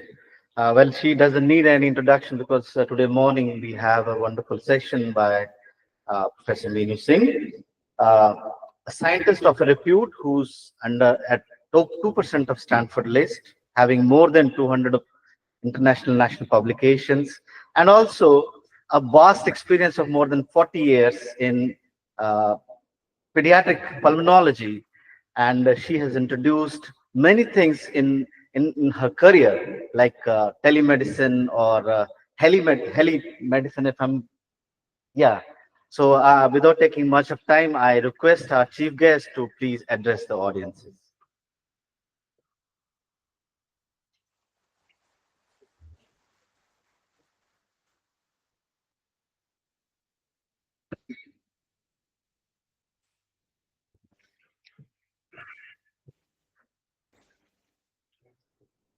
आदरणीय professor Tiwari ji, vice chancellor central university in Batenda, Professor Rajiv Kumar from AICT from New Delhi, and all other dignitaries who are there, Dr. Kiran Sarita, the Pro Vice Chancellor, and all those who are there on the stage, and many of you who are off the stage and contributing so productively and constructively to the concept of translational medicine.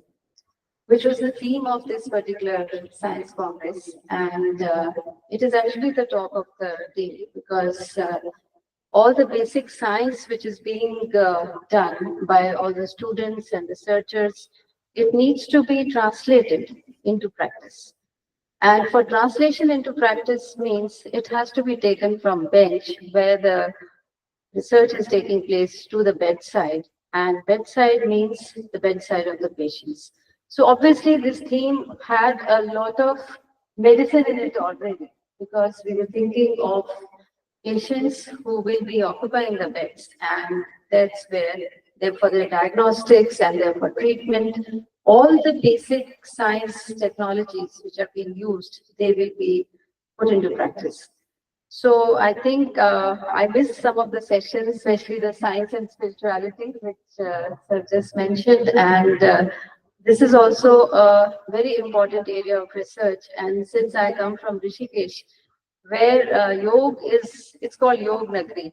And that is where it is like being practiced in every ashram and in every house, I would say. Although there are lot of pseudo yoga ashrams also, but I would say that many of them are the real ones, and they do carry out a lot of research. And as you know, we have a lot of effect on our neurons and our nervous system because of yoga and meditation.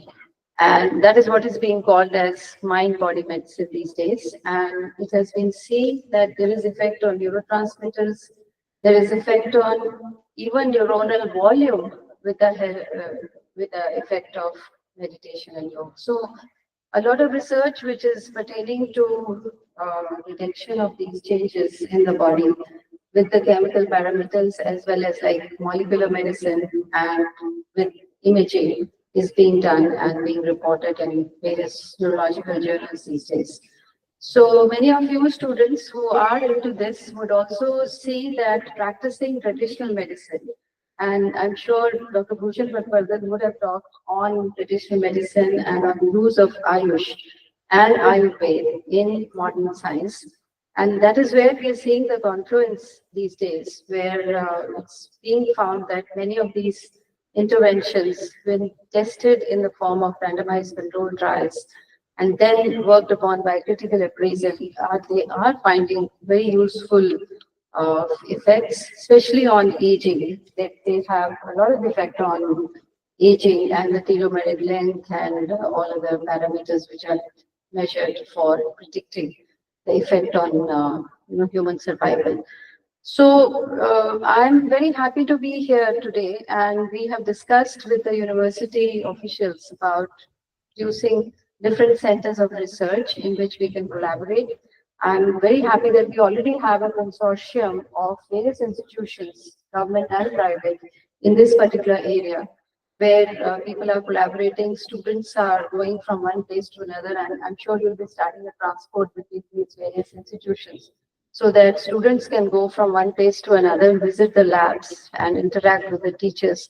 Because I think this particular area is also coming up, something like Chandigarh, where we had PGI, where we had NIPER and Punjab University, where this continuous collaboration was going on. So this only will probably lead to some if research which we have all been waiting for, Nobel Prizes for India, for Indians inside India, rather than Indians going abroad and then getting them.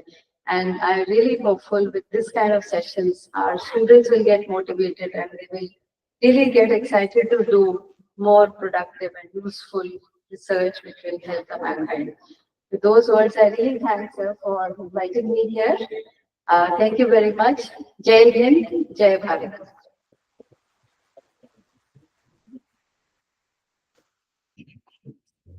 Thank you, ma'am. Thank you so much for your kind words and gracing this occasion, coming down from such a far place to this Central Institute of Punjab and gracing this occasion.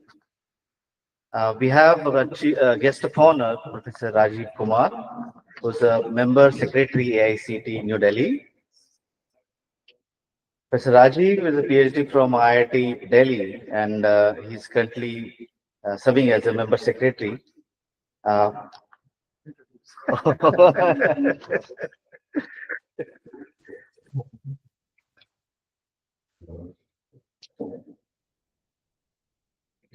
Thank you very much.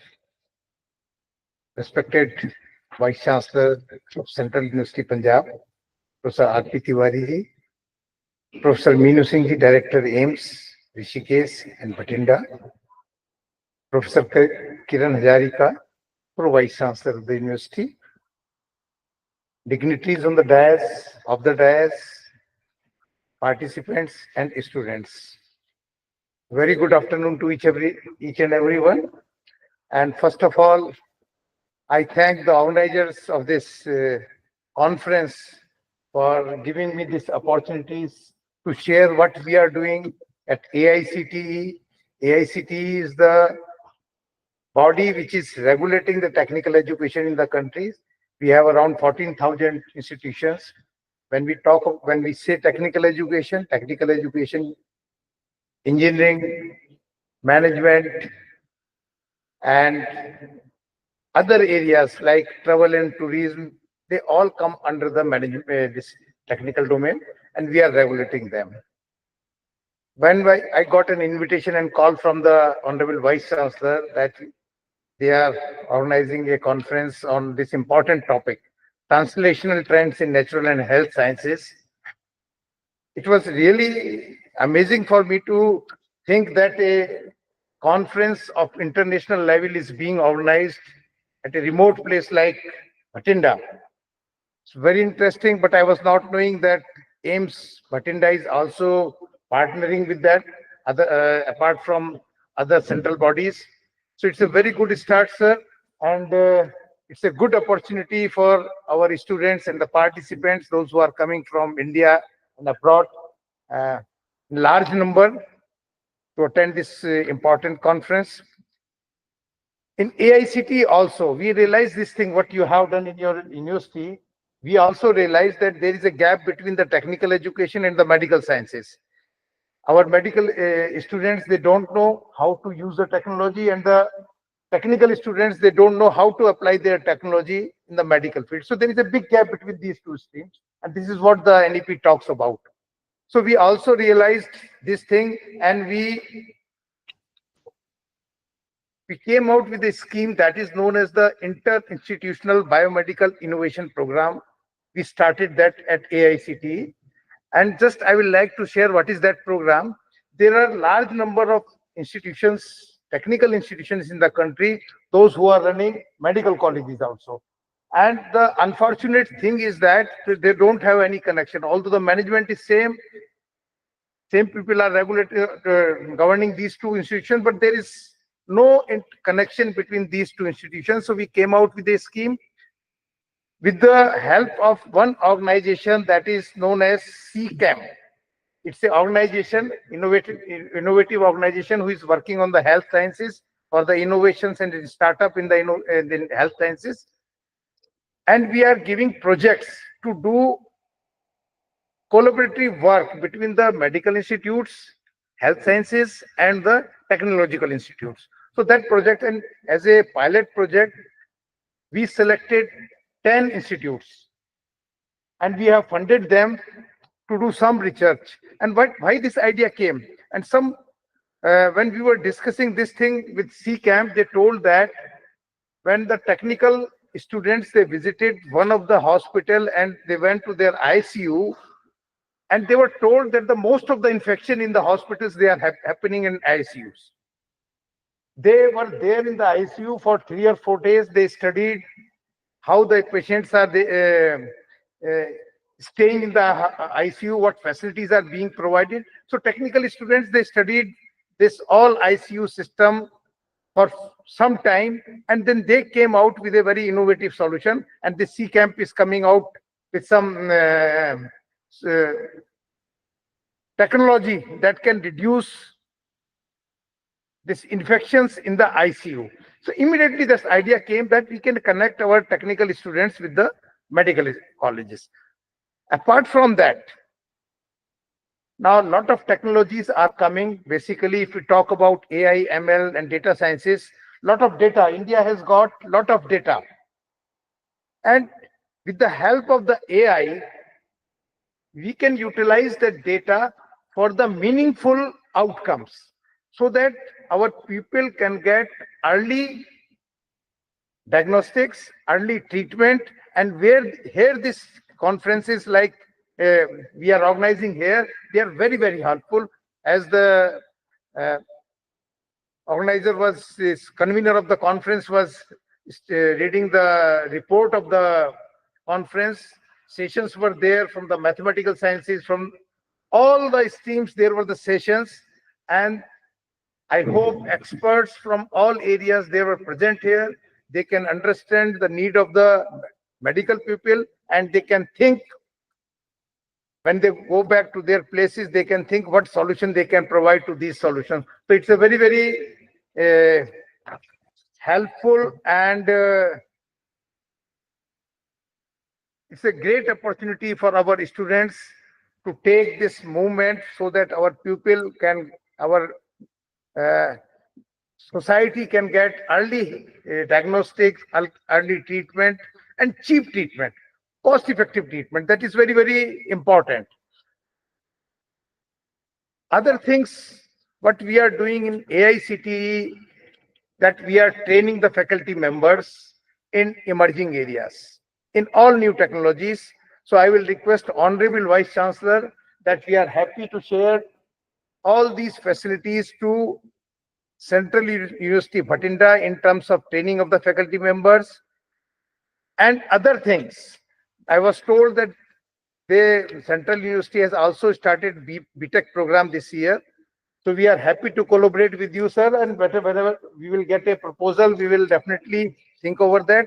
We have large number of schemes for our students, those who are studying in our approved programs. So we have large number of schemes, fellowships, grants. So a lot of things are there.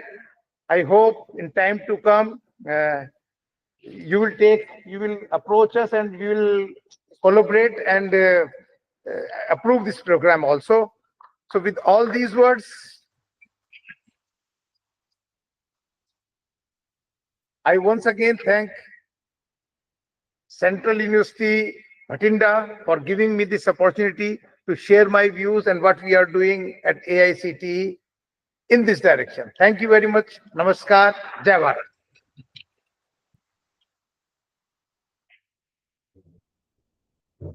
Thank you, sir. Thank you so much for coming down to this place and gracing this occasion. AICT not only, doing these things what sir has mentioned, but AICT is also involved in Yuva Sangam program, which sir was, he helped us a lot while, executing that program twice in the last couple of years. Now, may I request our Honorable Vice Chancellor, Professor Raghavendra P. Tiwari, to please felicitate our Chief Guest and Guest of Honor.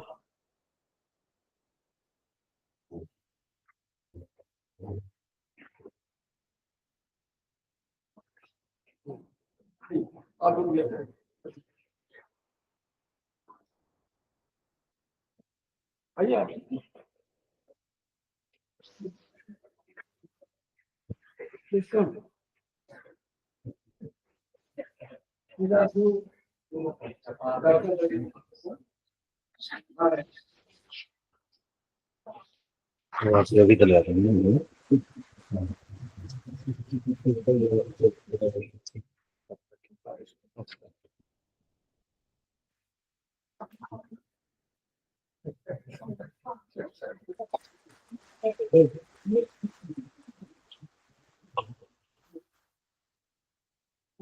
In taking this opportunity, I like the dignitaries to please stay on the stage.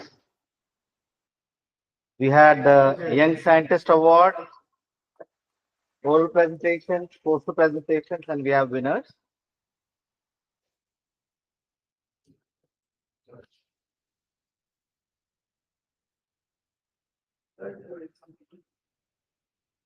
Thank you, sir. Thank you.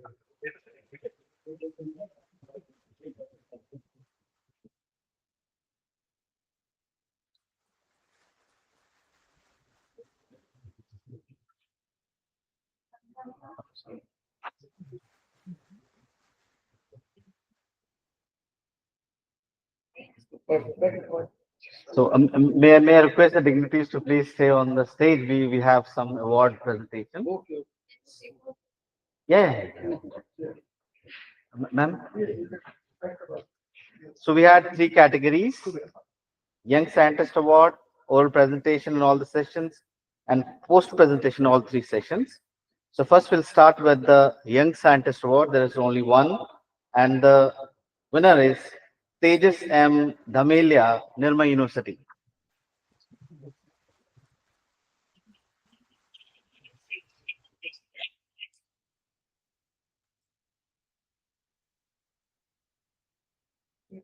Nirma University. Congratulations.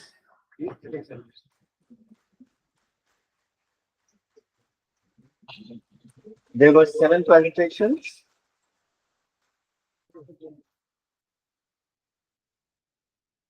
And in oral presentation, especially in chemical sciences, we have 3 winners. The first prize goes to Ramanpreet Kaur, Aizer Mohali.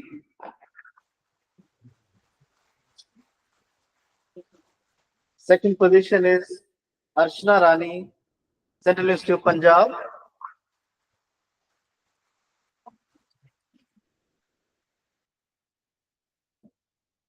Archana Rani, is she in the audience? And the third prize goes to Prashant Kumar Nanda, UIT, Punjab University, Chandigarh. So he presented online.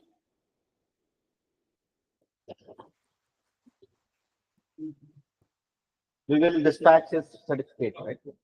In poster presentation in chemical sciences, again we have 3 prizes. The first prize goes to Shefali Banga, Aiser Mohali.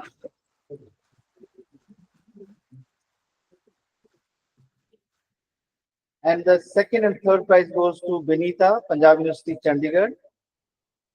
Third prize, Jai Hind Bharati from Geetam, Hyderabad. Both are not present here. In the category of physical, material, and mathematical sciences, in oral presentations, the first prize goes to Shilpa, Central University of Punjab. The second place is with Dr. Nirbhay Singh, Amity University.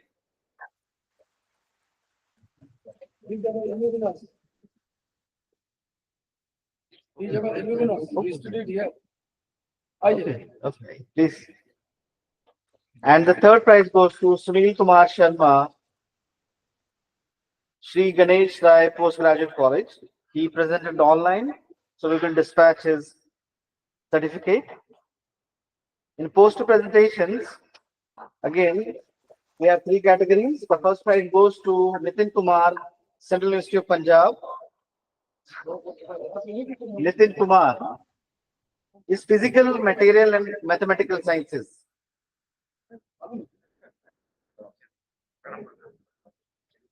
Second prize, Deepika, again Central University of Punjab.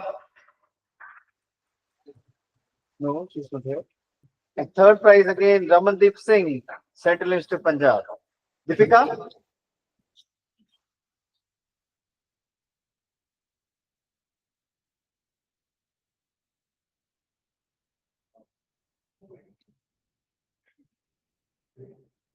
In biological sciences, in oral presentation, the first prize goes to Gurmeet Singh, IIT BHU.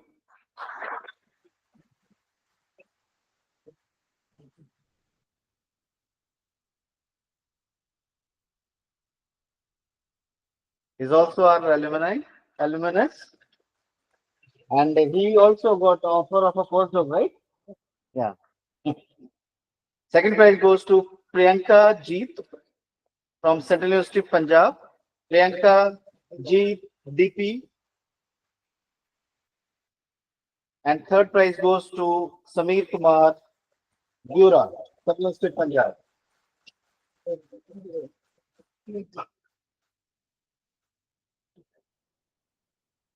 In poster presentation, we have three categories, but there are ties. The first prize goes to Rupesh Bharadwaj, Central University of Punjab. Rupesh. In second prize, we have tie. So we have got two winners. First is Jilu Jaffe from LVPI Hyderabad. And second is Kunal Godje, it's Brick Navi.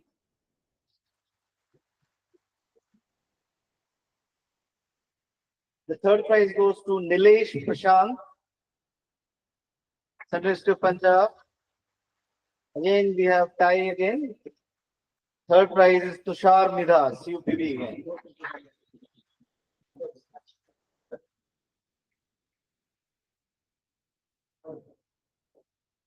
So we have a two dedicated team of volunteers and we want to felicitate them as well.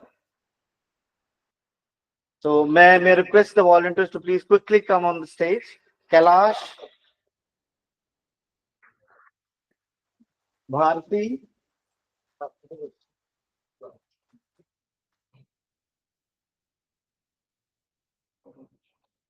Kailash, Bharti, Abhishek Kumar Maurya, Ravi Pratap Singh, Akanksha Singh, Monica Sangwan, Nilesh Prashant, Nisha Yadav, Anil Kumar. Please come on the stage.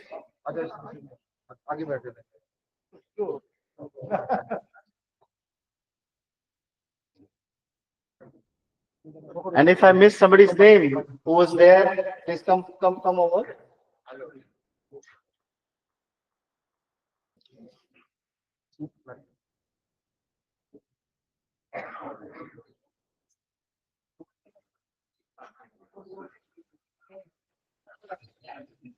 This team worked day and night to make this conference a great success.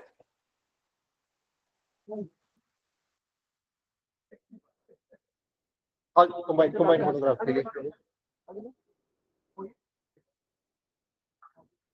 Actually, these guys are the real heroes. So we are just convener and co-convener, but these were the guys who were working behind the scenes. So I congratulate them.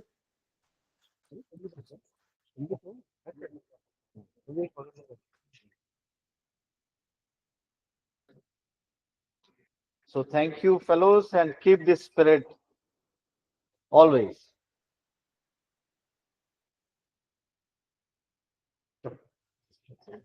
Now, may I request our supreme leader here, Professor Raghvendra Tiwari, for his presidential remark. Without his support and moral support, all kind of support, this conference would not have seen the light of the day.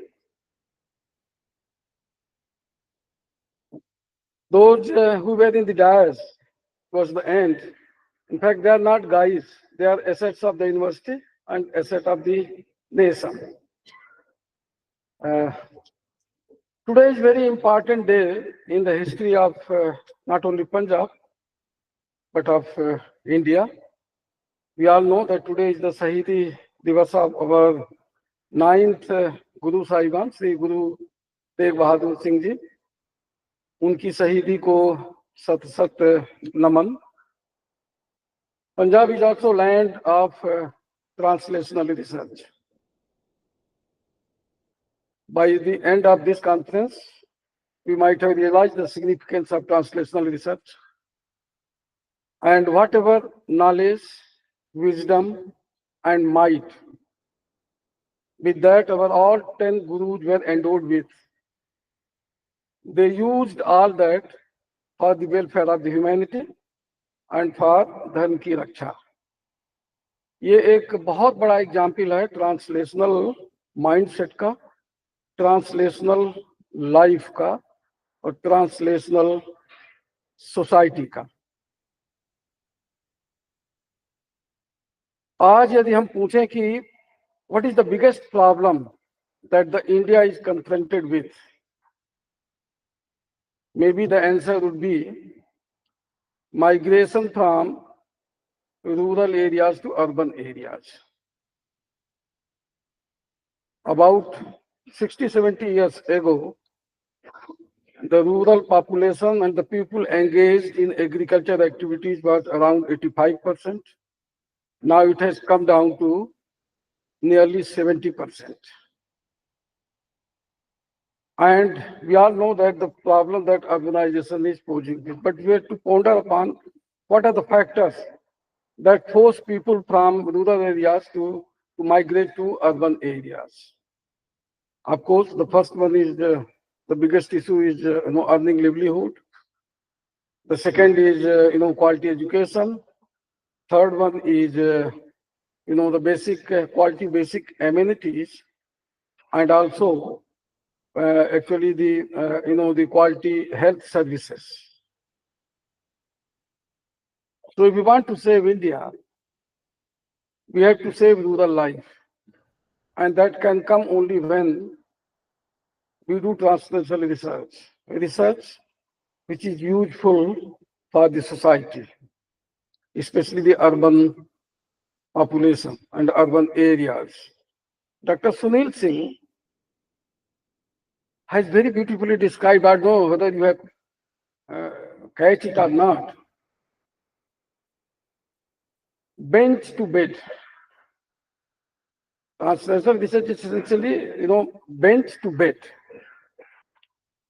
Bench is the education institutions and bed is the rural areas.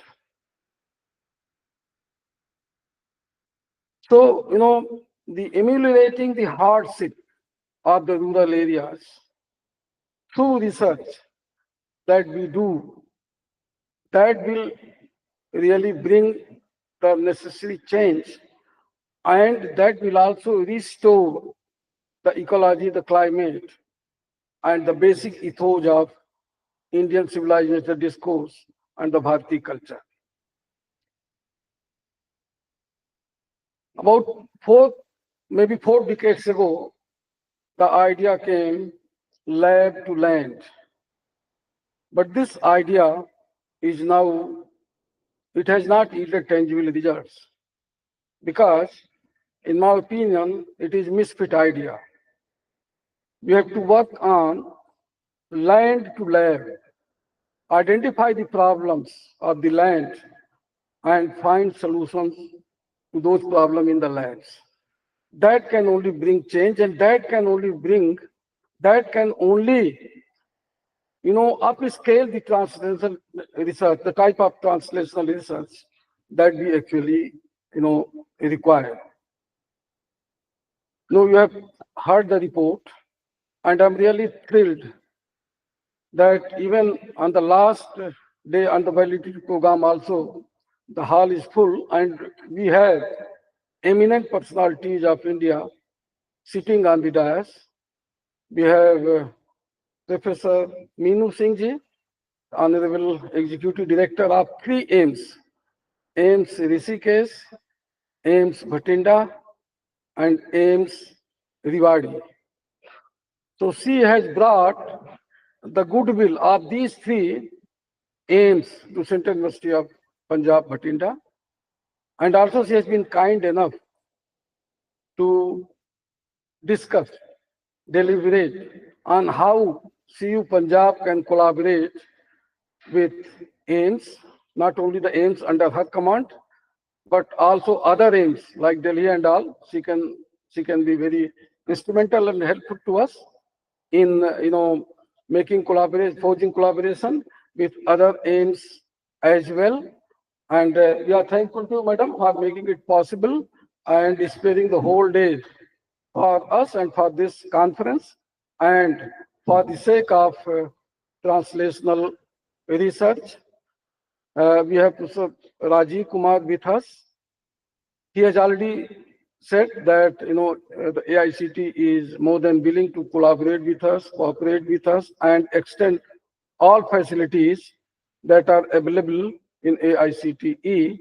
So let us make use of this, and so that we really do make use of the facilities available there for the good of the humanity.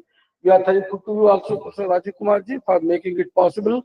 He traveled by road from Delhi and he reached, well on time. And, he has given very good ideas also concerning the translational research. And the beautiful phrase also he has mentioned that, the technical people do not know the problems, how to use the technology in medical field, and medical people do not know, how they can use the, how the health services can be upscaled, expanded, and how the reach of health services can be ensured to every citizen using technology. So that challenge lies everywhere. He has just illustrated by an example that gap exists in almost all walk of life. And it is the mandate of higher education institutions to help bridge that gap. Apart from Professor Meenu Singh and Professor Rajiv Kumar, we have had several experts.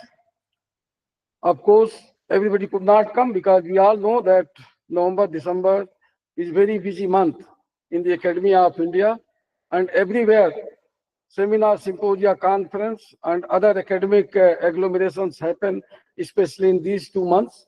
So many had to opt out at the 12th hour.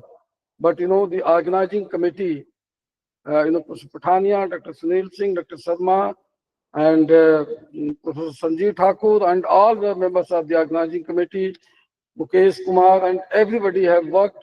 They have burnt midnight oil to make this conference success and rope in best of the best experts who can throw light on various aspects of natural sciences and health sciences and how. And as the idea was that they really present here the type of translational research that they have carried out, so that the audience can derive benefit out of that. And the idea was a sort of, a brainstorming towards translational research, setting tone for translational research, not only in Central University of Punjab, in all those places from where we have had participants. So my compliments to each and every member of the organizing committee, and also we have 4 members in the Margdarshak Mandal advisory committee. Hindi is Margdarshak Mandal, means they don't have to interfere, they have to be the Margdarshak only. So there were 4 Margdarshak also. So my compliments to all of them. My best wishes to all participants who have come, those who have won the prizes. I'm also happy that though on the dais there's only one Matra Shakti, but the awardees 90% were girls, our daughters. And this shows that they are better positioned and tuned for translational research. So that is, really a good trend. I'm again thankful to all the participants and resource persons. You came. I know the Batinda is not very well connected. In spite of that, you came, you stayed here and participated in all technical sessions, and I'm sure that you might have got some good ideas out of this conference, and you will carry forward back these ideas, and you will try to implement it in your respective place of work, so that the benefit that was intended to be achieved through this mega event, that can really be achieved, and serve the humanity and the problems that the humanity is confronted with, and so that the human civilization always progresses and it flourishes. That is the ultimate aim of life. And so again, I'm thankful to all of you, and I profusely thank every member of the the organizing committee, each and everyone, for working day and night. I know how much they have worked, and they must be tired. So now your tiredness, I mean, this is the end of that. But the end of the physical, exercise that you have done during the entire 3, 4, 5 days, and right from the idea which was thrown or which was discussed for organizing this conference. Let us now forge collaboration because many experts, with two of the stream experts, the chief guest and guest of honor, we have already discussed. And I don't know whether you had time to discuss, our team had time to discuss with the other experts, but you are connected with them. So you can discuss the ideas, whatever work they are working, how those things can fit into the scheme of research scheme of first stage of research of this university, and how we can mutually benefit. We are living in the era of collaboration. Without collaboration, we cannot do good science. So we have to collaborate. And, that only will bring success, and that only will bring, solution to the problems that we are facing. So with these words, I close here. Thank you. Jai Hind, Jai Bharat.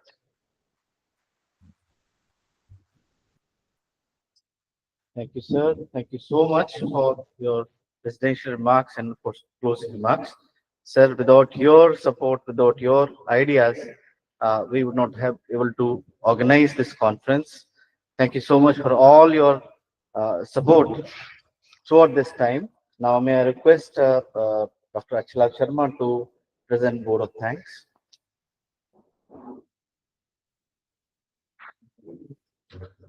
So, good afternoon, everyone. First of all, I take this opportunity to thank our Honorable Vice Chancellor, Professor R.P. Tiwari sir, who has been the driving force behind this event and a constant source of motivation. Thank you very much, sir. I would like to express my gratitude to our respected Pro-Vice Chancellor, Registrar, Dean in charge academic, Dean Research, Dean Student Welfare, IQAC Director, Finance Officer, and many others, both here and behind the scene. This event would not have been possible without your extensive support. A special thanks to today's chief guest, Director EMS Rishikesh, Professor Meenu Singh, and our guest of honor, Professor Rajiv Kumar, for taking the time out of your busy schedules to join us. Your presence has truly elevated this occasion. I would like to extend my vote of thanks to esteemed national, international plenary speaker, keynote speaker, and invited speaker who generously shared their invaluable insight and knowledge. Your contribution has greatly enriched our discussion and brought new dimensions to our understanding of translational research, bridging the gap from land to lab and lab to society. I extend my heartfelt gratitude to the cultural committee members and participants for their mesmerizing performance. I would also like to express my sincere thanks to the technical staff and supporting staff for their contributions and media personnel for extensive coverage. I would like to acknowledge the remarkable effort of students who work tirelessly day and night, Mr. Kailas, Rabi, Abhishek, Akanksha, Bharti, Nilesh, and many others. A heartfelt thanks to all organizing committee, especially core team, Professor Monisha, Professor Sanjeev Thakur, Professor Yoga Lakshmi, Dr. Sanjeev Mande, Dr. M.S. Dhania, for their unwavering commitment, tireless dedication, and round-the-clock engagement, which were instrumental in making this conference a resounding success. I extend my heartfelt thanks to our sponsors, including DST, DBT, and companies that believed in the vision of this conference. I also express my gratitude to those whose names may not have been mentioned here, but whose contributions have been equally invaluable. As we conclude, let us carry forward the spirit of collaboration and innovations that has defined this event. May the connections we have forged inspire further research, partnership, and progress. Thank you all once again. I look forward to seeing many of you at our future events. Wishing you safe travels and all the best in your future endeavor.